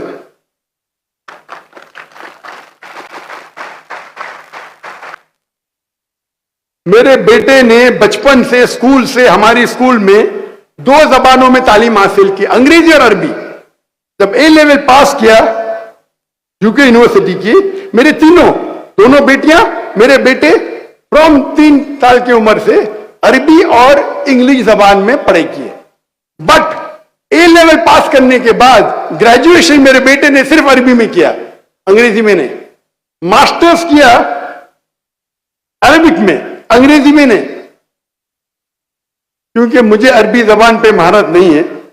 मैं जानता हूं मेरी कमजोरी, मैं चाहता हूं कि मेरे बेटे को मैं मेरे से अच्छा बनाऊं। अच्छा बनाने के लिए तालीम काफी नहीं, नंबर 1 अल्लाह की मदद। तो तालीमात के सिलसिले में, फैसिलिटी के सिलसिले में मेरे से कम लाख गुना ज्यादा फैसिलिटी दिया मैंने, लाख गुना, बेशक। लेकिन जब तक अल्लाह की आई मदद है, लेकिन जब तक जितनी मदद मुझे है उतनी नहीं आएंगी, तो मैं कहता हूं कि अल्लाह पे भरोसा करो, अल्लाह पे ईमान लाओ, अल्लाह पे तकवा करो। आप यूनिवर्सिटी आपको माहिर नहीं बनाएंगे, वो तो डिग्री है बस लोग को दिखाने के लिए। शेख दीदात के पास कोई डिग्री नहीं थी,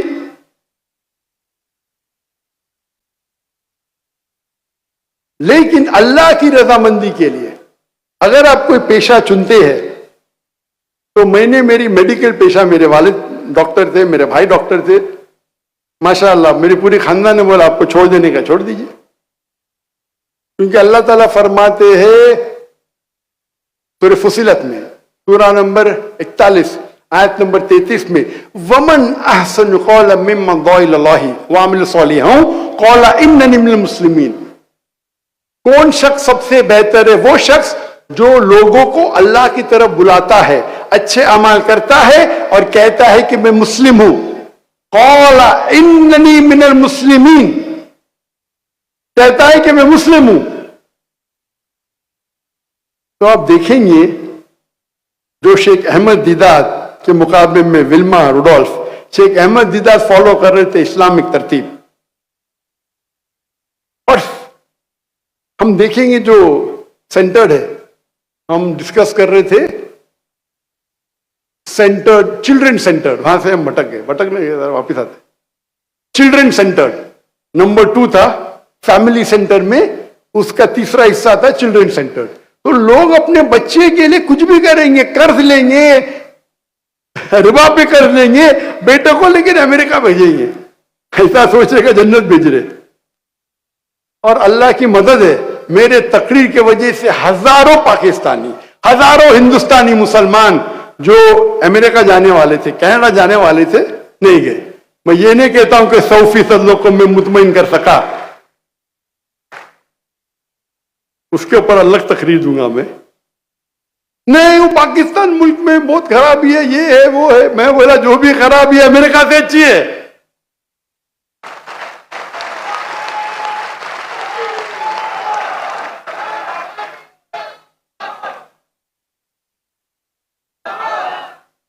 इसके ऊपर तो मेरी तकरीर है, जो अभी मौका नहीं है। मैं बोला मुसलमान को एक मुस्लिम मुल्क छोड़ के दूसरे मुल्क जा सकते, दूसरे मुस्लिम मुल्क, लेकिन एक गैर मुस्लिम मुल्क, ये तो मेरे हिसाब से इजाजत ही नहीं है। वो जाते पैसे के लिए, पैसे कमाने के लिए, नाम कमाने के लिए। कोई मुस्लिम शहर जाते, मुझे कोई एतराज नहीं। इसके ऊपर तो लंबी मैंने तकरीर की, लेकिन वक्त अभी है नहीं। लेकिन अल्लाह के फजल से माशाअल्लाह हजारों की तादाद में जो ले चुके थे वीजा, जो ग्रीन कार्ड, जो भी कार्ड बोलो आप। मैं बोला मैं पाकिस्तान गया नहीं उस टाइम की बात है, लेकिन मैं जानता हूं जो भी हालात है, पाकिस्तान में रह के जन्नत में जाने के चांसेस बनिस्बत अमेरिका से तो सैकड़ों गुना ज्यादा है।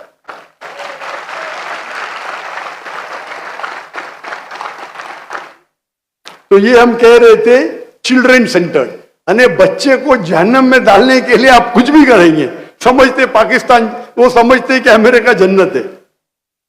इसको कहते हैं चिल्ड्रन सेंटर। कुछ लोग होते सोसाइटी सेंटर। सोसाइटी सेंटर मतलब आजू बाजू कौन है उनके साथ कंपटीशन। कुछ कहते हैं नेबर सेंटर। नेबर सेंटर मतलब पड़ोसी सेंटर। उनकी पूरी जिंदगी पड़ोसी क्या करता है उसके ऊपर बीत जाती है, पड़ोसी से कंपटीशन। मैं एक चुटकुला सुनाऊंगा आपको। एक चुटकुला है, इंग्लिश में कहते हैं एनेक्डोट, उर्दू में चुटकुला। एक बार एक फरिश्ता आता है और एक इंसान से पूछता है, आप जो भी चाहेंगे मैं आपकी मुराद पूरी करूंगा, एक शर्त है। क्या शर्त है? जो भी आप मांगेंगे आपके पड़ोसी को दुगना दूंगा। बोलता है नो प्रॉब्लम। तो वो बोलता है मुझे एक कीमती रोलेक्स घड़ी चाहिए। तो वो जिन या फरिश्ता बोलता है अच्छा तेरे को रोलेक्स दे दी, पड़ोसी को 2 रोलेक्स दे दी। फिर वो बोलता है कि मुझे एक रोल्स रॉय गाड़ी चाहिए। तो वो जिन या फरिश्ता उसको रोल्स रॉय गाड़ी देता है, पड़ोसी को 2 रोल्स रॉय गाड़ी देता है। गोस्ट या कुल्ली मैन जो भी है, फैंटम और हाई लेवल की। फिर वो बोलता है मुझे 10 बेडरूम का बंगला चाहिए। फरिश्ता उसको दे देता है, उसके पड़ोसी को 2 बंगला देता है 10-10 बेडरूम के। बोलता क्या हो रहा है ये? वो फरिश्ते बोलते एक आखिरी ख्वाहिश। क्या है? मेरी आंख फोड़ो, एक आंख फोड़ दो।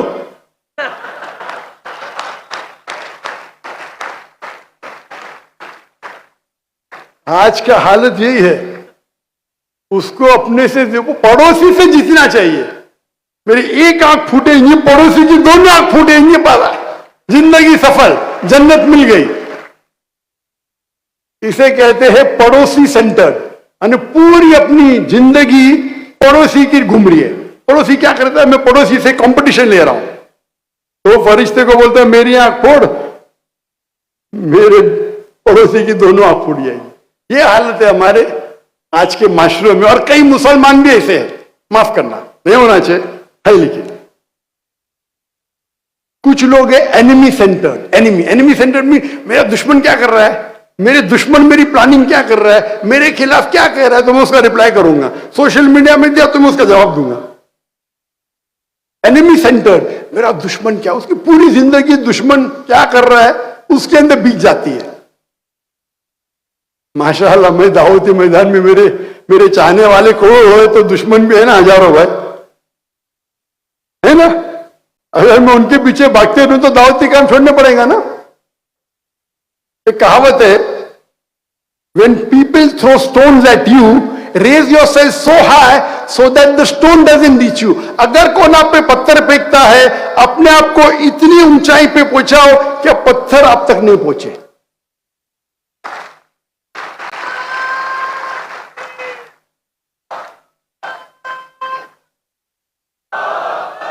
अगर कोई आप पे पत्थर फेंकता है, पत्थरबाजी मत करो, अपने आप को इतना ऊंचा पहुंचाओ कि पत्थर आप तक नहीं पहुंचे। एक दूसरी कहावत है, अगर कोई आप पे ईंट फेंकता है, ईंट को जमा करो, आपकी इमारत बनाओ। मेरा उसूल है, कोई भी मेरे खिलाफ बात करता है मैं जवाब नहीं देता हूं। अगर खिलाफ बात करता हूं, मैं मेरी टीम को बोलता हूं, देखो भाई इसमें कुछ मेरे लिए सीखने के लिए है क्या। हो सकता है कि 100 में से एक आदमी को सही बोल रहा है, मेरी टीम को बोलता हूं आप तहकीक करो, मुझे टाइम नहीं है। अगर तहकीक में मिल गया कि मैंने गलती किया तो बोलो भाई, मैं उस पर सुधर जाऊंगा। मैं इंसान हूं, गलती कर सकता हूं, लेकिन मैं पत्थरबाजी में नहीं मानता हूं, टाइम ही नहीं है। इस्लाम को प्रोटेक्ट जवाब देने का टाइम नहीं। अभी मेरे खिलाफ, और मैं कह चुका हूं परसों, अगर कोई कुरान और कोई हदीस में आयत नहीं है कि डॉक्टर जाकिर नाइक के खिलाफ कोई बात करेगा तो जन्नत में नहीं जाएगा, तो कोई मुसलमान भी मेरे खिलाफ बात करता हूं, बोलता आओ भाई मेरे मंच पे आके बात करो। मेरे खिलाफ कोई कुरान की आयत नहीं जानता हूं, कोई हदीस नहीं जानता हूं जिसमें लिखा है कि डॉक्टर जाकिर नाइक के खिलाफ बात करेंगे तो जन्नत नहीं जाएंगे। मेरी शर्त है कि अल्लाह और अल्लाह के रसूल पे कायम रहो, अल्लाह की तारीफ करो, अल्लाह के रसूल की बात मानो। आप मेरे मंच पे बात कर सकते हैं, तो उसको कहते हैं एनिमी सेंटर्ड। अपना तीसरा, तो चौथे नंबर पे आते हैं मटीरियल सेंटर्ड। मतलब पूरी आपकी जिंदगी आपके मटेरियलिज्म पे है। मटेरियलिज्म, आप कौन सी घड़ी पहन रहे, रैडो, वो टैगोर, ओमेगा, रोलेक्स, पाथिक फिलिप। आपका कौन सा डायल है, आपका बेसिल क्या है, गोल्ड प्लेटेड है, डायमंड स्टडीड है। उनकी गुफ्तगू वही है बस। उनका जो पास्ट टाइम है या मटेरियलिज्म पे, कौन सा जूता पहने, वो एलवी का, लुई विटॉन का, वो बैली का, कौन सी पहने, मॉन्ट ब्लैंक की। आगे जाएंगे तो गाड़ी कौन सी आपके पास, BMW। मेरे पास तो मर्सिडीज है, एस क्लास, S450। मेरे पास मेबैक है, मेरे पास पॉश गाड़ी है, बेंटले, लंबोर्गिनी। ये समझते हैं। और कोई भी इंसान कितना भी मटेरियलिज्म चाहे करो, कभी भी खुशी नहीं है। हर एक का लेवल होता है, आपका ब्रैकेट क्या है, कौन से लेवल पे। और अल्लाह ने मुझे माशाअल्लाह तौफीक दिया, मैं तो भाई गरीब इंसान झाड़ू वाले के साथ रहता हूं और बादशाह के साथ भी टाइम गुजारा हूं, बिलियनियर के साथ टाइम गुजारा हूं, गरीब इंसान के साथ टाइम गुजारा। कितनी इंजन की है, गेस्ट्री में। ये तकरीर में क्या था बंबई में 2009 में हमारे पीस कॉन्फ्रेंस में। अब माशाअल्लाह फ्रंट रो पे तो कई बिलियनर थे दुनिया भर से, पाकिस्तान से नहीं थे, मगर पाकिस्तान लोग बंबई नहीं आते। आपके पास घड़ी होगी तो एक घड़ी नहीं होगी, 4, 5, 10 घड़ी होंगी लिमिटेड एडिशन की। मैं आज घड़ी पहना तो कल वो शख्स वापस आने वाला है, सेम घड़ी तो पहन नहीं सकता हूं ना, वो देखेगा। मेरी घड़ी 1400 रुपए की, $30 की, सेम टाइम दिखाती है। इनकी घड़ी $10,000, $20,000। अल्लाह ने मुझे तौफीक दे, सब मुझे गिफ्ट मिले, रोलेक्स मिले, सब मिले, एलवी बैग भी मिली, मोबलाइन भी मिली, कभी पहनता ही नहीं हो।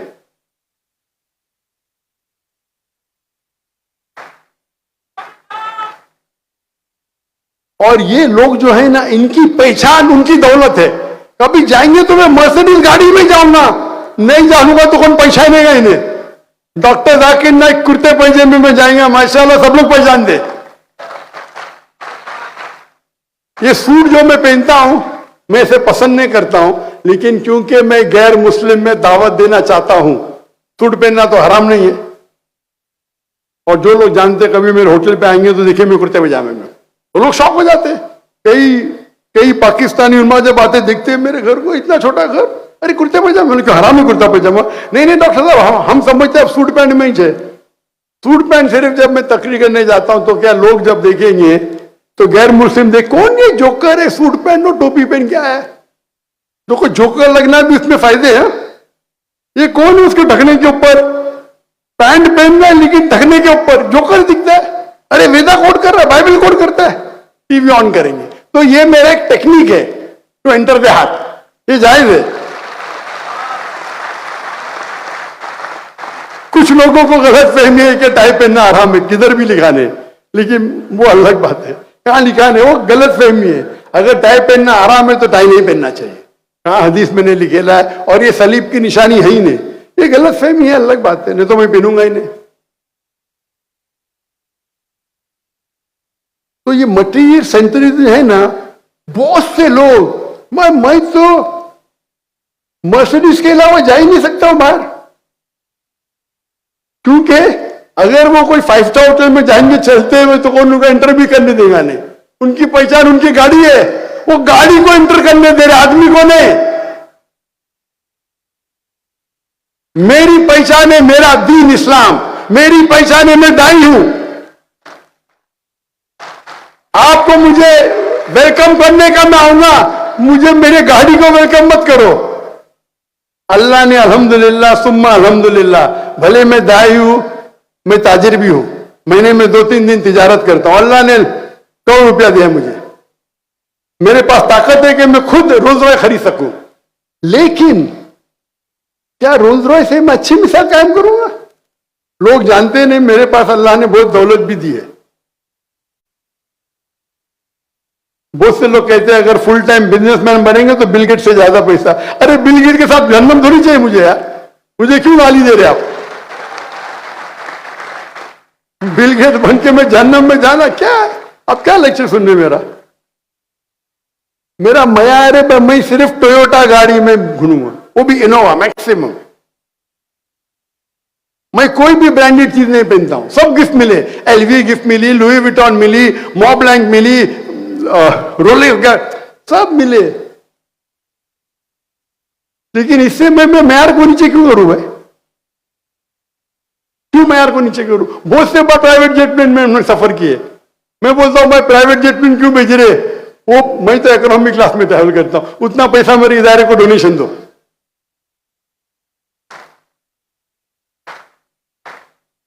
मैं चाहता हूं तो मेरा उसूल है, मैं कभी भी जिंदगी में पैसे देके बिजनेस क्लास ट्रैवल किया नहीं, सिर्फ एक बार, वो मजबूरी थी, मेरे खिलाफ वारंट आ गया था और टिकट फुल थी, तो बिजनेस क्लास में एक ही बार पैसे के, वरना तो बहुत बार ट्रैवल किया जब हुकूमत बुलाती हो सब। मेरे पास पैसे की कमी नहीं अल्हम्दुलिल्लाह, लेकिन मैं सोचता हूं कि मैं अगर बिजनेस क्लास में ट्रैवल करूं, उसके बदले में अगर इकोनॉमी ट्रैवल करूं, बिजनेस क्लास टिकट तकरीबन 5 गुना ज्यादा महंगी होती है। कम से कम 5 दाई को मैं दावती मैदान के लिए फ्री टिकट दे सकता हूं, यह मेरी सोच है। अभी जब मैं आ रहा था, मैं जहां भी दावती काम के लिए जाता हूं खुद पैसा भरता हूं मेरे टिकट का खुद, अनलेस हुकूमत बुलाती है। तो हुकूमत बुलाती है तो मैं वो राजेश से नहीं बोल सकता मैं मेरी टिकट खरीदूंगा। लेकिन इस टाइम जब मैं पाकिस्तान से आ रहा था तो मैं कतर के जरिए आया, कतर एयरवेज में, और मैं खुद की टिकट से आया, तो मैं इकोनॉमी क्लास में था।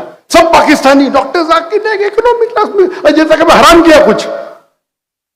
मैं बोला क्या ऐसा देख रहे डॉक्टर साहब आप इधर? मैं बोला क्यों, मैं कुरान की कोई आयत है क्या इकोनॉमी क्लास में नहीं ट्रैवल कर सकते? वो चौंक गया। मैं बोला मैंने शायद कोई हदीस नहीं पढ़ी जिसमें लिखा हुआ है कि इकोनॉमिक क्लास में ट्रैवल करना हराम है। हो सकता है ना? अगर आपके पास पैसा नहीं है फिर इकोनॉमी में ट्रैवल करते, बड़ी बात है। पैसा देने के बाद आप नहीं ट्रैवल करते, इसमें इज्जत है।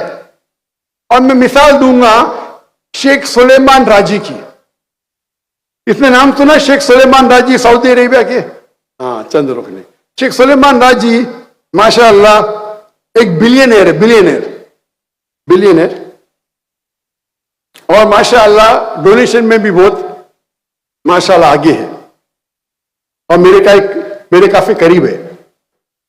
जब मैं लास्ट टाइम 3 साल पहले उनको मिलने गया था रियाद में, सॉरी मक्का में मुलाकात हुई थी, रियाद में रहते वो, तो वो कह रहे थे मुझसे कि मैं हमेशा इकोनॉमी क्लास में ट्रैवल करता हूं। उसकी दौलत कितनी होगी? 40-50 बिलियन, उससे ज्यादा होंगी, $100 बिलियन तो होंगी उसकी। वो इकोनॉमी में ट्रैवल करता है। तो एक बार उन्होंने कहने लगे मुझसे, शेख सुलेमान राजी, जब मैं टिकट काउंटर पे गया तो वो टिकट काउंटर वाले ने कहा, शेख आप इकोनॉमी में ट्रैवल कर रहे हैं, आपका बेटा फर्स्ट क्लास में। तो शेख सुलेमान ने जवाब दिया, मेरे बेटे का वालिद अमीर है, मेरा वालिद गरीब है। हमें इनसे इबरत हासिल होती है। इतना बड़ा आदमी, पैसे की कमी है। उसने जब वक्फ कायम की, उसके बहुत से वक्फ है, आखिरी वक्फ जो कायम की 120 बिलियन रियाल, $30 बिलियन की वक्फ कायम की, आखिरी वक्फ। उसमें वक्फ में लिखा है कि कोई भी ट्रस्टी अगर मेरे वक्फ के पैसे से ट्रैवल करता है तो इकोनॉमी में करेगा। और उसके ट्रस्ट के वक्फी सब जो उसके ट्रस्ट के जो उसके वक्फ के ट्रस्टीज है, कई बिलियनर है, मैं उनको जानता हूं। वो कहते हैं शेख का बस चले तो हमें चला के लेके जाएंगे।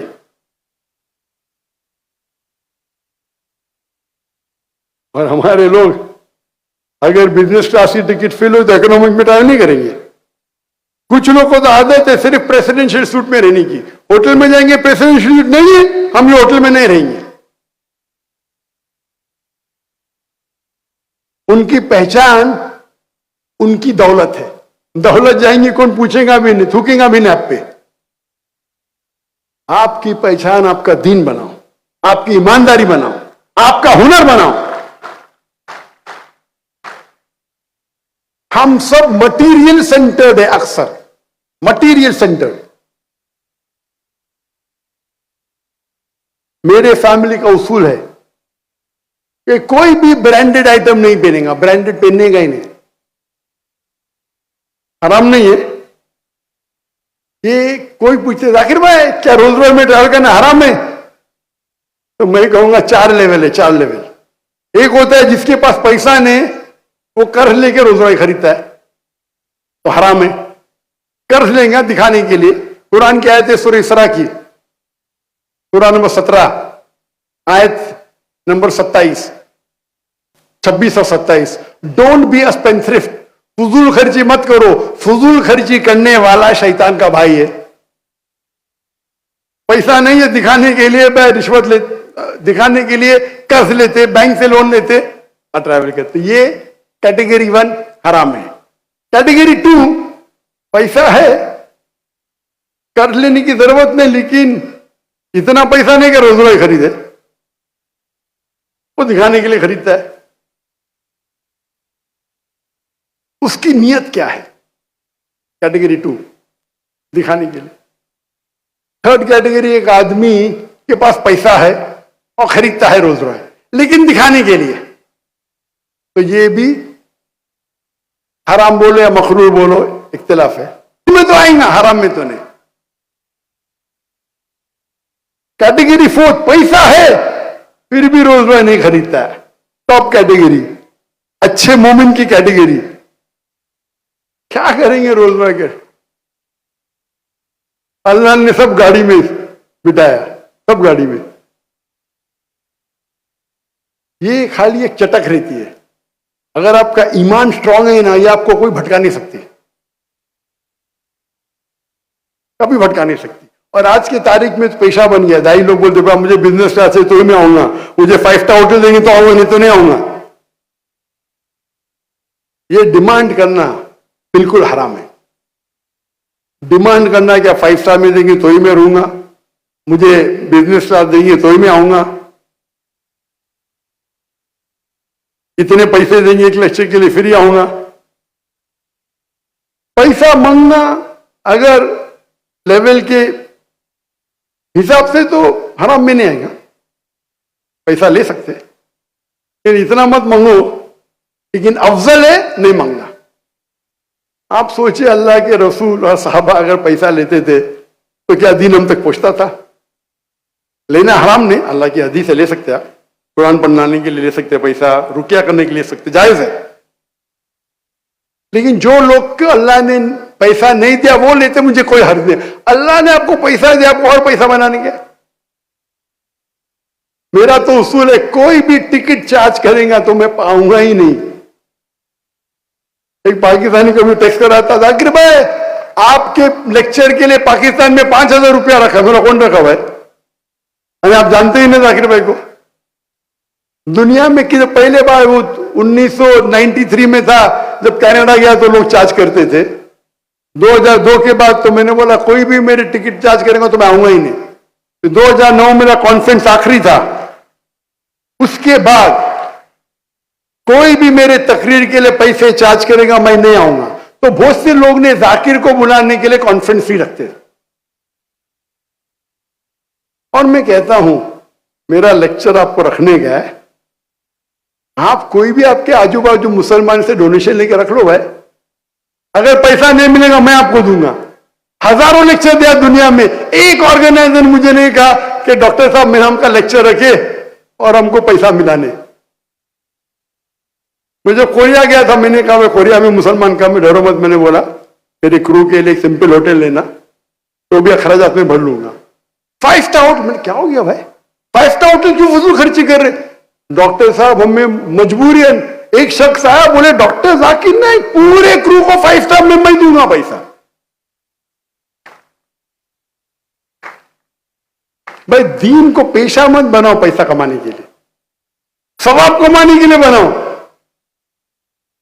अल्लाह डायरेक्ट आपकी झोली में डालेगा। मैं इंडिया में अभी भी हर ताज्जुद में दुआ करता हूं कि या अल्लाह मेरा माल और मेरी जान तेरे लिए कुर्बान, मेरा माल भी तुम्हारे लिए कुर्बान हो और मेरी जिंदगी भी मैं शहीद हो। हर रोज हर रात जब मैं हिजरत किया इंडिया से मलेशिया, अल्लाह ने मेरी आधी दुआ सुनी। मेरा सारा माल जो था, दौलत थी, गवर्नमेंट ने ले ली मतलब उसके ऊपर स्टे अभी है। आधी दुआ, बाकी आधी दुआ अभी तक मैं ठहर रहा हूं, अल्लाह कब कबूल करेंगे। तो कुछ लोग मुझे कह रहे थे जाकिर भाई तुम्हारी जान का खतरा है। मैं तो कफन मान के निकला हूं भाई, मैं नाम नहीं लूंगा। मुझे धमकी दे रहे थे भाई आपके लिए डेथ थ्रेट है। मैं बोला मेरे थ्रेट है, मैं तो दुआ से अल्लाह से दुआ करता हूं। उसका मतलब नहीं, अपने को कैमल को टाई करना चाहिए। कैमल को टाई नहीं करेंगे मतलब अल्लाह के रसूल की बात करें। मैं कैमल को बांधा हूं भाई, लेकिन इतना जोर का मत बांधो कि कैमल मर जाए भाई। आप मेरे दावत ही रोकना चाहते क्या? हम तो कफन बांध के निकले। अगर एक दुआ इंडिया में करे, दूसरी दुआ पाकिस्तान में, मैं अल्लाह की ख्वाहिश को पूरी करूंगा। मैं दाई हूं।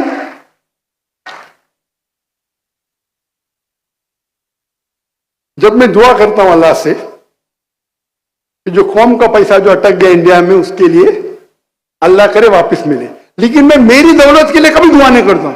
लोग बोलते क्यों जाकिर भाई हराम है क्या? अरे मैंने दुआ करके मेरी दौलत गई भी अल्लाह के राम में, वापिस लाने को सवाब ही नहीं मिलेगा मुझे।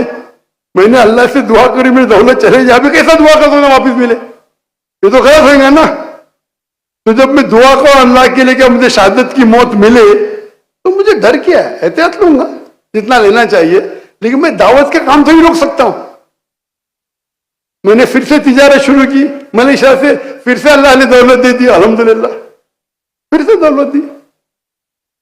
अल्लाह ताला मालिक है। मैं दूसरे के सामने हाथ क्यों फैलाऊं? क्यों फैलाऊं मैं दूसरे के सामने हाथ? अगर हाथ फैलाने के तो मेरे मौला के सामने फैलाऊंगा ना। तो ये आता है मटीरियल सेंटर। कभी भी अपनी दौलत को अपना सेंटर मत बनाओ। इसीलिए अल्लाह के रसूल की हदीस है, जो लोग अमीर है उनसे जन्नत में आने के लिए और पूछताछ होगी। इवन साहबा, जो साहबा अमीर है उनको जन्नत में एंट्री होने के लिए और पूछताछ होगी, जो गरीब है उनको आसानी से। मैंने कहता हूं दौलत एक इम्तिहान है, इतना है। अक्सर लोग दौलत के वजह से इस्लाम के दूर जाते। कुछ चंद लोग हैं जैसे शेख सुलेमान राजी, उनकी मिसाल है कि दौलत की वजह से अल्लाह के करीब आ रहे। और माशाअल्लाह पाकिस्तान में तो माशाअल्लाह पाकिस्तान मुल्क बड़े मिस्कीन होगा, लेकिन माशाल्लाह तुज्जार तो बहुत है। मैं हमेशा कहता हूं कि अगर अल्लाह ने आपको दौलत दी है तो इस्लाम में 2.5% फर्ज है, वो मिनिमम है। कहा कुरान में लिखा ज्यादा देंगे तो अल्लाह आपको गुना देंगे, ज्यादा देंगे तो और आपको सवाब देंगे। मैं हमेशा कहता हूं आप धंधा करते हैं ना, अल्लाह को अपना पार्टनर बनाओ, अल्लाह को अपना पार्टनर बनाओ।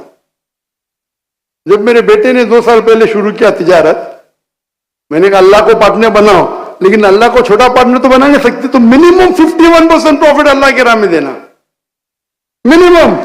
उससे कम देंगे तो तुम अल्लाह से बड़े कब हो गए भाई। अल्लाह को अपने धंधे का पार्टनर बनाओ।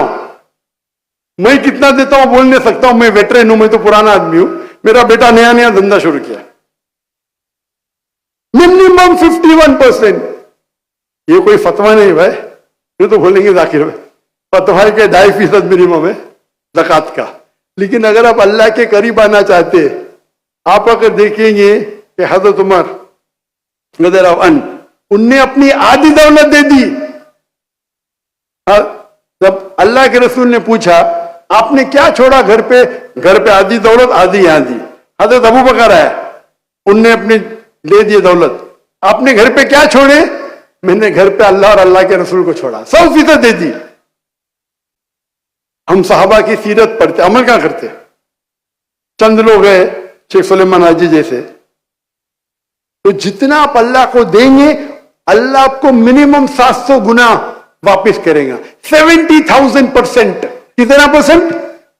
70,000%। ये कुरान मजीद की आयत है, सूरह बकरा सूरह नंबर 2 आयत नंबर 261।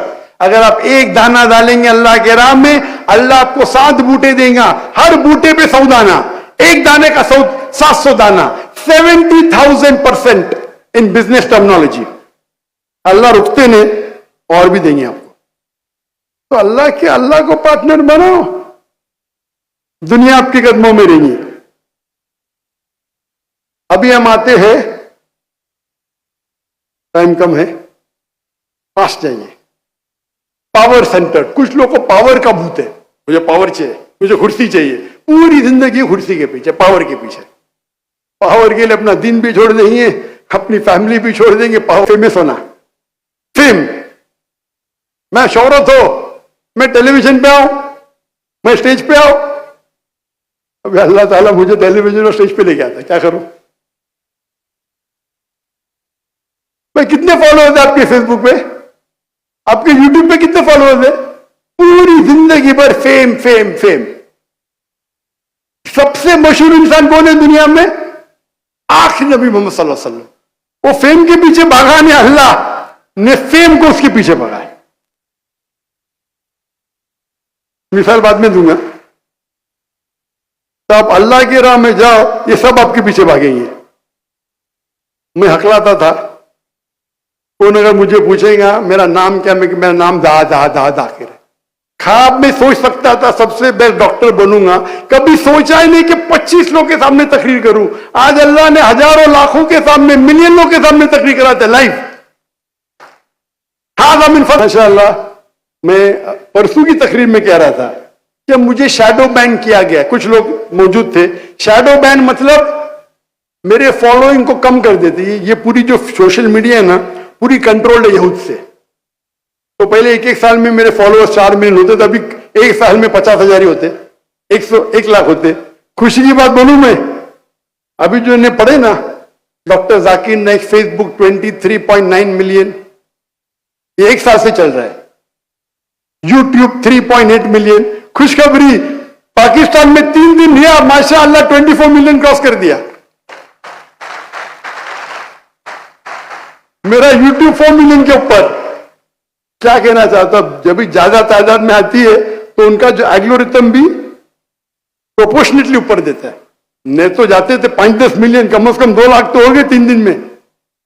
आप समझ रहे ना, इस शैडो बैनिंग मतलब वो चाहते नहीं कि आप ऊपर बढ़े, तो जो भी आपकी ग्रोथ है उसको 5% कर देते। लेकिन 5% में माशाल्लाह 2 लाख हो गई 3 दिन में माशाल्लाह। तो रिवाइज करने पड़ेगा 24 million on the Facebook. And more than 4 million on the YouTube. लेकिन ये आखिरत में कोई फायदा नहीं जब तक आप आपके फॉलोअर्स को अल्लाह के करीब नहीं लेके आते। अगर आप डांस सिखाएंगे, फॉलोअर्स को दूर लेके जाएंगे, आपको जन्नम की एंट्री मिलेंगी। अगर आप लोग को अल्लाह की तरफ लेके आते, अल्लाह के रसूल की तरफ लेके आते, इंशाअल्लाह आपको जन्नत की टिकट। हमें कोशिश करना चाहिए कि हमें जन्नत का पासपोर्ट मिले। Gym centred, power centred, workaholic, सबसे बेस्ट सेंटर्ड कौन सा है? सबसे best centred for passport for जन्ना इज अल्लाह सेंटर्ड। अगर आप अल्लाह सेंटर्ड है तो आता है ना सेल्फ सेंटर्ड। अल्लाह ताला आपको वो ओहदे पे पहुंचाता है कि अल्लाह आपको दौलत भी दे देता है। अगर आप अल्लाह सेंटर्ड है, आपके बच्चे लोग को बेस्ट बनाता है, आपके एहलिया को बेस्ट बनाता है, आपके वालिदैन को बेस्ट बनाता है। मेरे वालिद अल्हम्दुलिल्लाह, अल्लाह उनको जन्नत नसीब फरमाए, माशाल्लाह फुल सपोर्ट था दाई बनने में। वो मुझे कहते ये जो मेरा बेटा है ना, एक चीज के पीछे बस, मैं क्या 25 इदारे का है, प्रेसिडेंट, इधर चेयरमैन, 25-50 इदारे, मेरा बेटा एक ही इदारे का, एक के पीछे है बस, इस्लामिक रिसर्च फाउंडेशन। पहले पहले लोग बोलते थे डॉक्टर अब्दुल करीम नाइक का बेटा जा रहा है, अभी कहते डॉक्टर जाकिर नाइक के वालिद जा रहे हैं। आप अल्लाह सेंटर्ड है, अल्लाह आपको सारी नियामत देगा। आपको लोग के पीछे भागने की जरूरत ही नहीं, लोग आपके पीछे भागेंगे।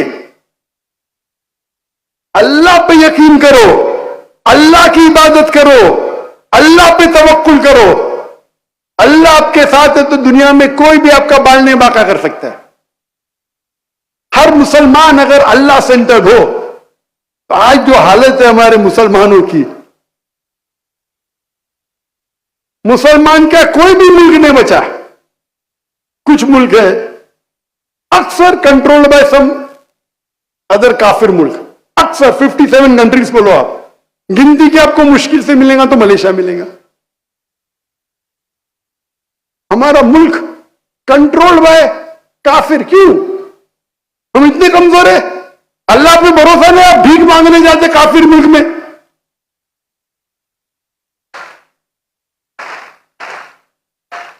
इसे कहते हैं ईमान की कमजोरी। अगर भीख मांगना है तो अल्लाह के सामने मांगो ना। ये हालत हमारे मुसलमान की है। गाजा में हम 57 कंट्री मुंह भी नहीं खोल सकते। 1 साल हो गया। परसों कमरी कैलेंडर के हिसाब से 1 साल, 6 दिन पहले कमरी कैलेंडर, अभी 16 कैलेंडर के हिसाब से परसों 1 साल होंगे। क्या किया? अगर हम अल्लाह पे यकीन करें, हमें अभी मालूम पड़ रहा है कि पूरे दुनिया में एक ही मुल्क है जो फ्री है, वो एक पैलेस्टाइन, गाजा। बाकी सब मुल्क ऑक्यूपाइड है, ऑक्यूपाइड। ये वक्त नहीं है गाजा के बारे में बात करने के लिए, वक्त काफी हो गया है। मैंने तकरीर की 15 point action plan for the Muslim Umma for the Palestine cause. हम अल्लाह सेंटर्ड पे आते, सबसे बेहतरीन मिसाल अल्लाह सेंटर्ड की है हमारे आखिरी रसूल मोहम्मद सल्लल्लाहु अलैहि वसल्लम, सबसे बेस्ट मिसाल।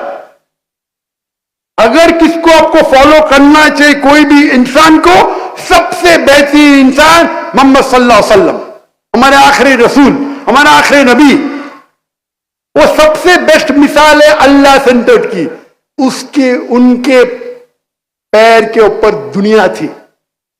लोग कहते थे हम तुमको सबसे अमीर इंसान बनाएंगे अरब वर्ल्ड की। अल्लाह के रसूल ने कहा आप मुझे सूरज एक हाथ में दो, चांद एक हाथ में दो, फिर भी मैं तौहीद का रिसाला नहीं छोड़ूंगा। अगर मैं सिर्फ एक तकरीर करूं, मुसलमान क्या कहते अगर उसको बाजू रखे, गैर मुस्लिम क्या कहते हमारे रसूल के बारे में, आप अगर पढ़ेंगे, जॉर्ज बर्नार्ड शॉ कहते थे कि what a wonderful man, Muhammad सल्लल्लाहु अलैहि वसल्लम के बारे में कहते, what a wonderful man, more than being an anti Christ, he is the saviour of humanity. क्या महान इंसान थे मोहम्मद सल्लल्लाहु अलैहि वसल्लम। वो ईसा अलैहिस्सलाम के खिलाफ नहीं थे, दुनिया के सेवियर थे, दुनिया को बचाने के लिए आए थे। थॉमस कार्लाइल अपनी किताब में लिखते, heroes and hero worship, my hero prophet is prophet Muhammad सल्लल्लाहु अलैहि वसल्लम। एक गैर मुस्लिम यूरोपियन कहते हैं मेरे हीरो प्रॉफिट इज मोहम्मद सल्लल्लाहु अलैहि वसल्लम। ला मार्टिन किताब लिखते हैं, if greatness of purpose and smallness of means with astounding result, if these three are the criteria, no man can come closer to Prophet Muhammad, peace be upon him. If greatness of purpose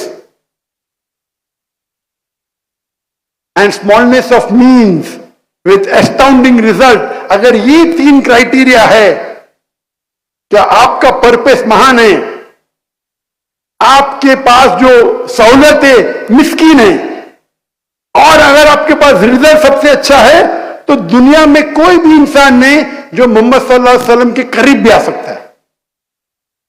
Michael H heart किताब लिखते हैं, the 100 most influential man in the world. Christian है, number 1 Mohammad सल्लल्लाहु अलैहि वसल्लम।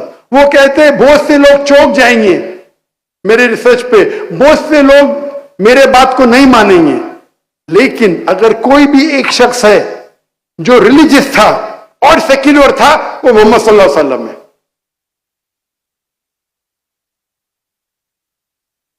Encyclopedia Britannica 11th addition में लिखा है कि सबसे ज्यादा मशहूर और successful religious personality in human history is prophet Muhammad, peace be upon him. इस पे तकरीर दे सकते हम।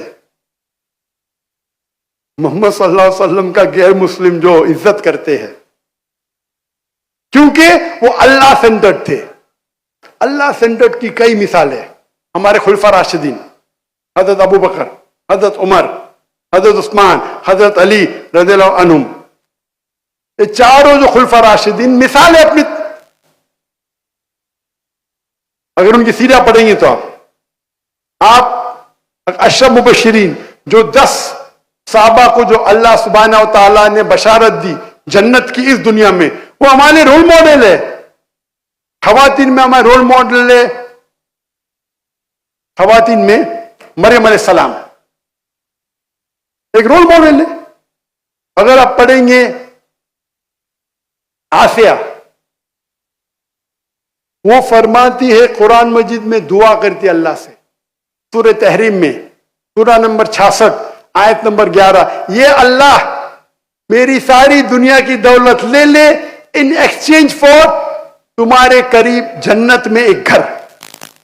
वो दुनिया की सबसे ताकतवर अमीर इंसान फिरौन की बीवी थी, अल्लाह से दुआ करती है कि मैं तुमसे एक्सचेंज करना चाहती हूं दुनिया की दौलत, एक घर जन्नत में अल्लाह के करीब।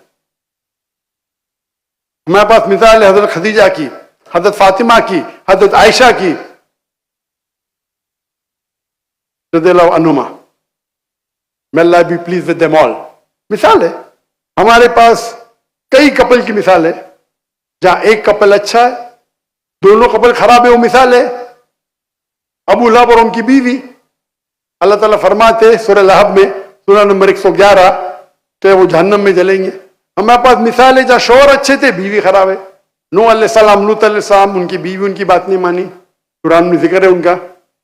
दूसरी तौर पे हमारे पास मिसाल है कि बीवी अच्छी शौहर अच्छा ने, फिरौन और आसिया, कई मिसाल है।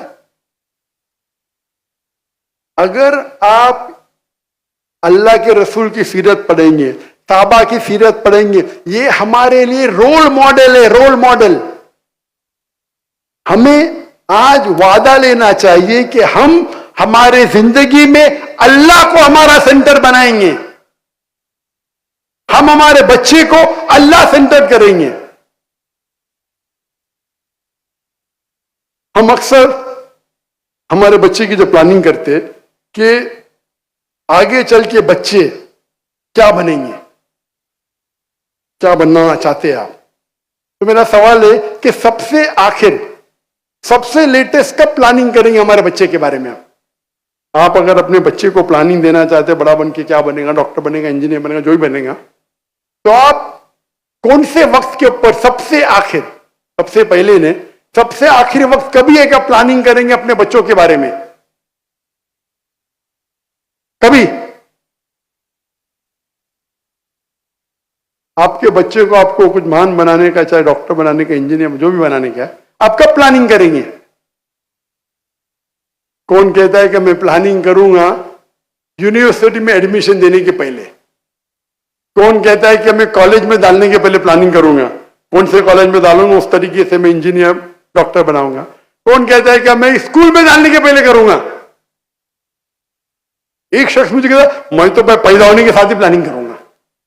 इस्लामिक नुक्ते नजर से अगर आप सोचेंगे, इस्लामिक नुक्ते नजर से आप सोचेंगे तो इस्लामिक तरीका कब है? सबसे आखिर में, सबसे पहले जब आप अपनी बीवी को चुनते हैं, जब आपने आपके शोहर को चुनते हैं।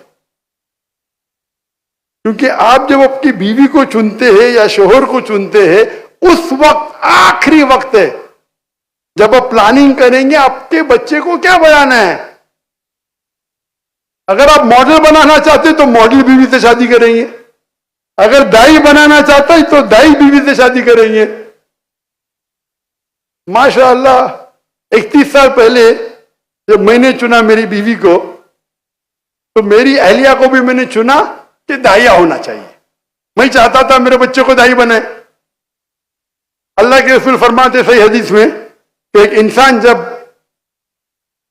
अपने लिए जोड़ा ढूंढता है, चाहे शोहर के लिए या बीवी को ढूंढता है, तो 4 चीज देखता है: दौलत, ब्यूटी, नोबिलिटी और वर्च्यू, दीन। सबसे बेहतरीन है दीन। आप ब्यूटी देख सकते, दौलत देख सकते, नोबिलिटी कौन से खानदान से देख सकते, लेकिन सबसे बेहतरीन है दीन। तो मेरी क्राइटेरिया सिर्फ दीन ही था। अरे खाली दीनदार नहीं मिलती, उसके साथ ब्यूटी का ढूंढू ना। ऐसे ही दीनदार लड़की नहीं मिलती, 3 साल लग गए मुझे एक मिलने को। वो भी मेरी बहन ने बोली एक है भाई दाई है, मिल रही नहीं। पहले क्राइटेरिया में बोल्ड, कोई मिलता ही नहीं दाई। ये मैं 1990 की बात कर रहा है। ढूंढते ढूंढते 3 साल हो गए तो दूसरे शहर में पूना में मिली। जब दीन ही नहीं मिलते तो उस पर ब्यूटी सोने पे सुहागा कहा।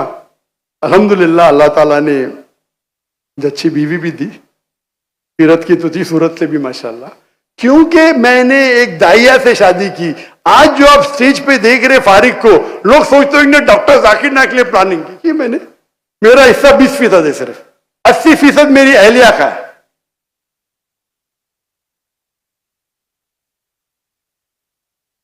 मुझे कोई शर्म नहीं इसके बारे में कहने के लिए। अल्लाह के रसूल फरमाते हैं कि मां के पैर के नीचे जन्नत है। मेरा सपोर्ट था, लेकिन अगर क्रेडिट जाता है 100% में से मुझे कम से कम 20 मार्क्स तो मिलना चाहिए। 20 तो लूंगा मैं, लेकिन 80 मार्क्स जाएंगे मेरी अहलिया को। वो भी आने वाली थी इस ट्रिप में, और वो तकरीर सिर्फ खवातीन में करती है, लेकिन कुछ मजबूरियात की वजह से वो डिले हो गए। इंशाअल्लाह लाहौर में चंद दिन बाद आएंगी, उनका भी वीजा लग गया। लेकिन 2-3 हफ्ते पहले मेरी बेटी को बेटा हुआ तो मैं नाना बन गया। तो उसके वजह से मेरी अहलिया को आने में ताखीर हो गई। उसके भी कई लेक्चर ऑर्गेनाइज हो गए थे माशाल्लाह। तो प्लानिंग के लिए सबसे आखिर में आप प्लानिंग करेंगे कब? जब आप अपनी बीवी चुनेंगे, शोहर चुनेंगे, उस टाइम आपकी प्लानिंग शुरू होती है।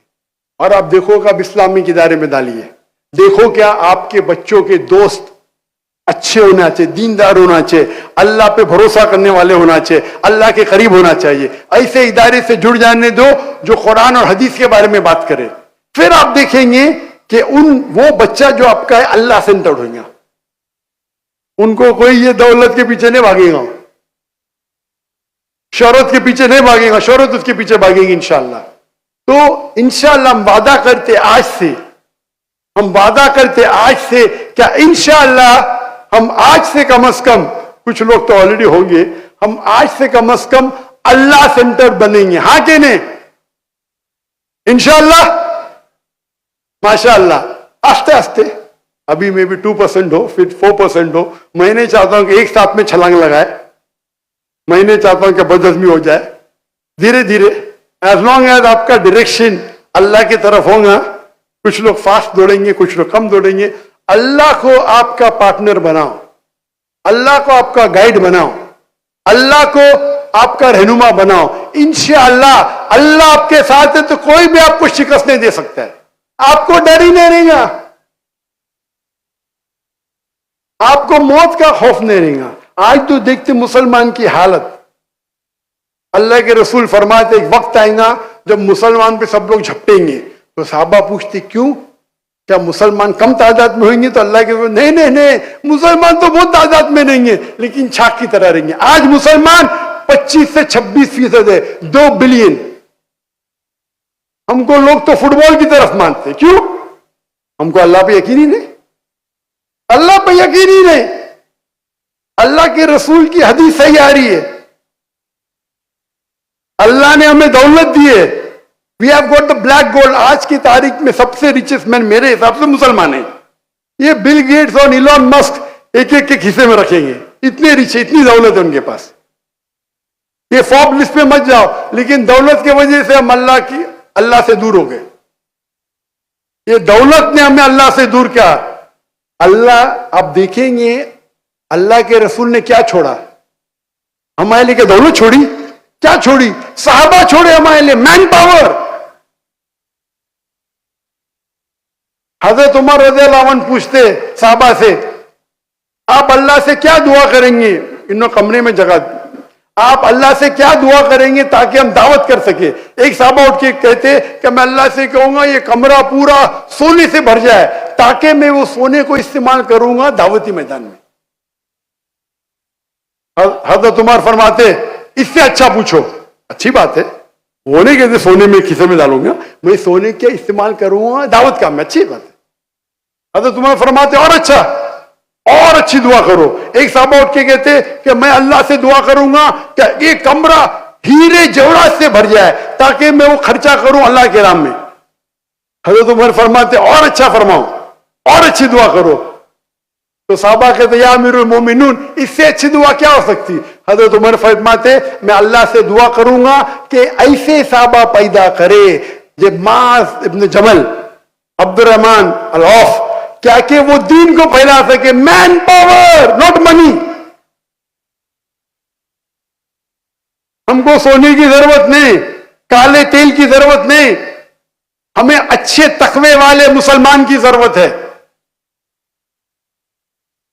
अल्लाह सुब्हानहू तआला से दुआ करते कि अल्लाह ताला हमें हिदायत दे, हमें कमजोर ना बनाए, हमें अल्लाह की हक की बात करने के लिए हिदायत दे डंकी की चोट पे, और हम अल्लाह के पैगाम पे, कुरान मजीद और अल्लाह के रसूल की हदीस पे अमल करें। व आखिर दावाना अल्हम्दुलिल्लाह रब्बिल आलमीन।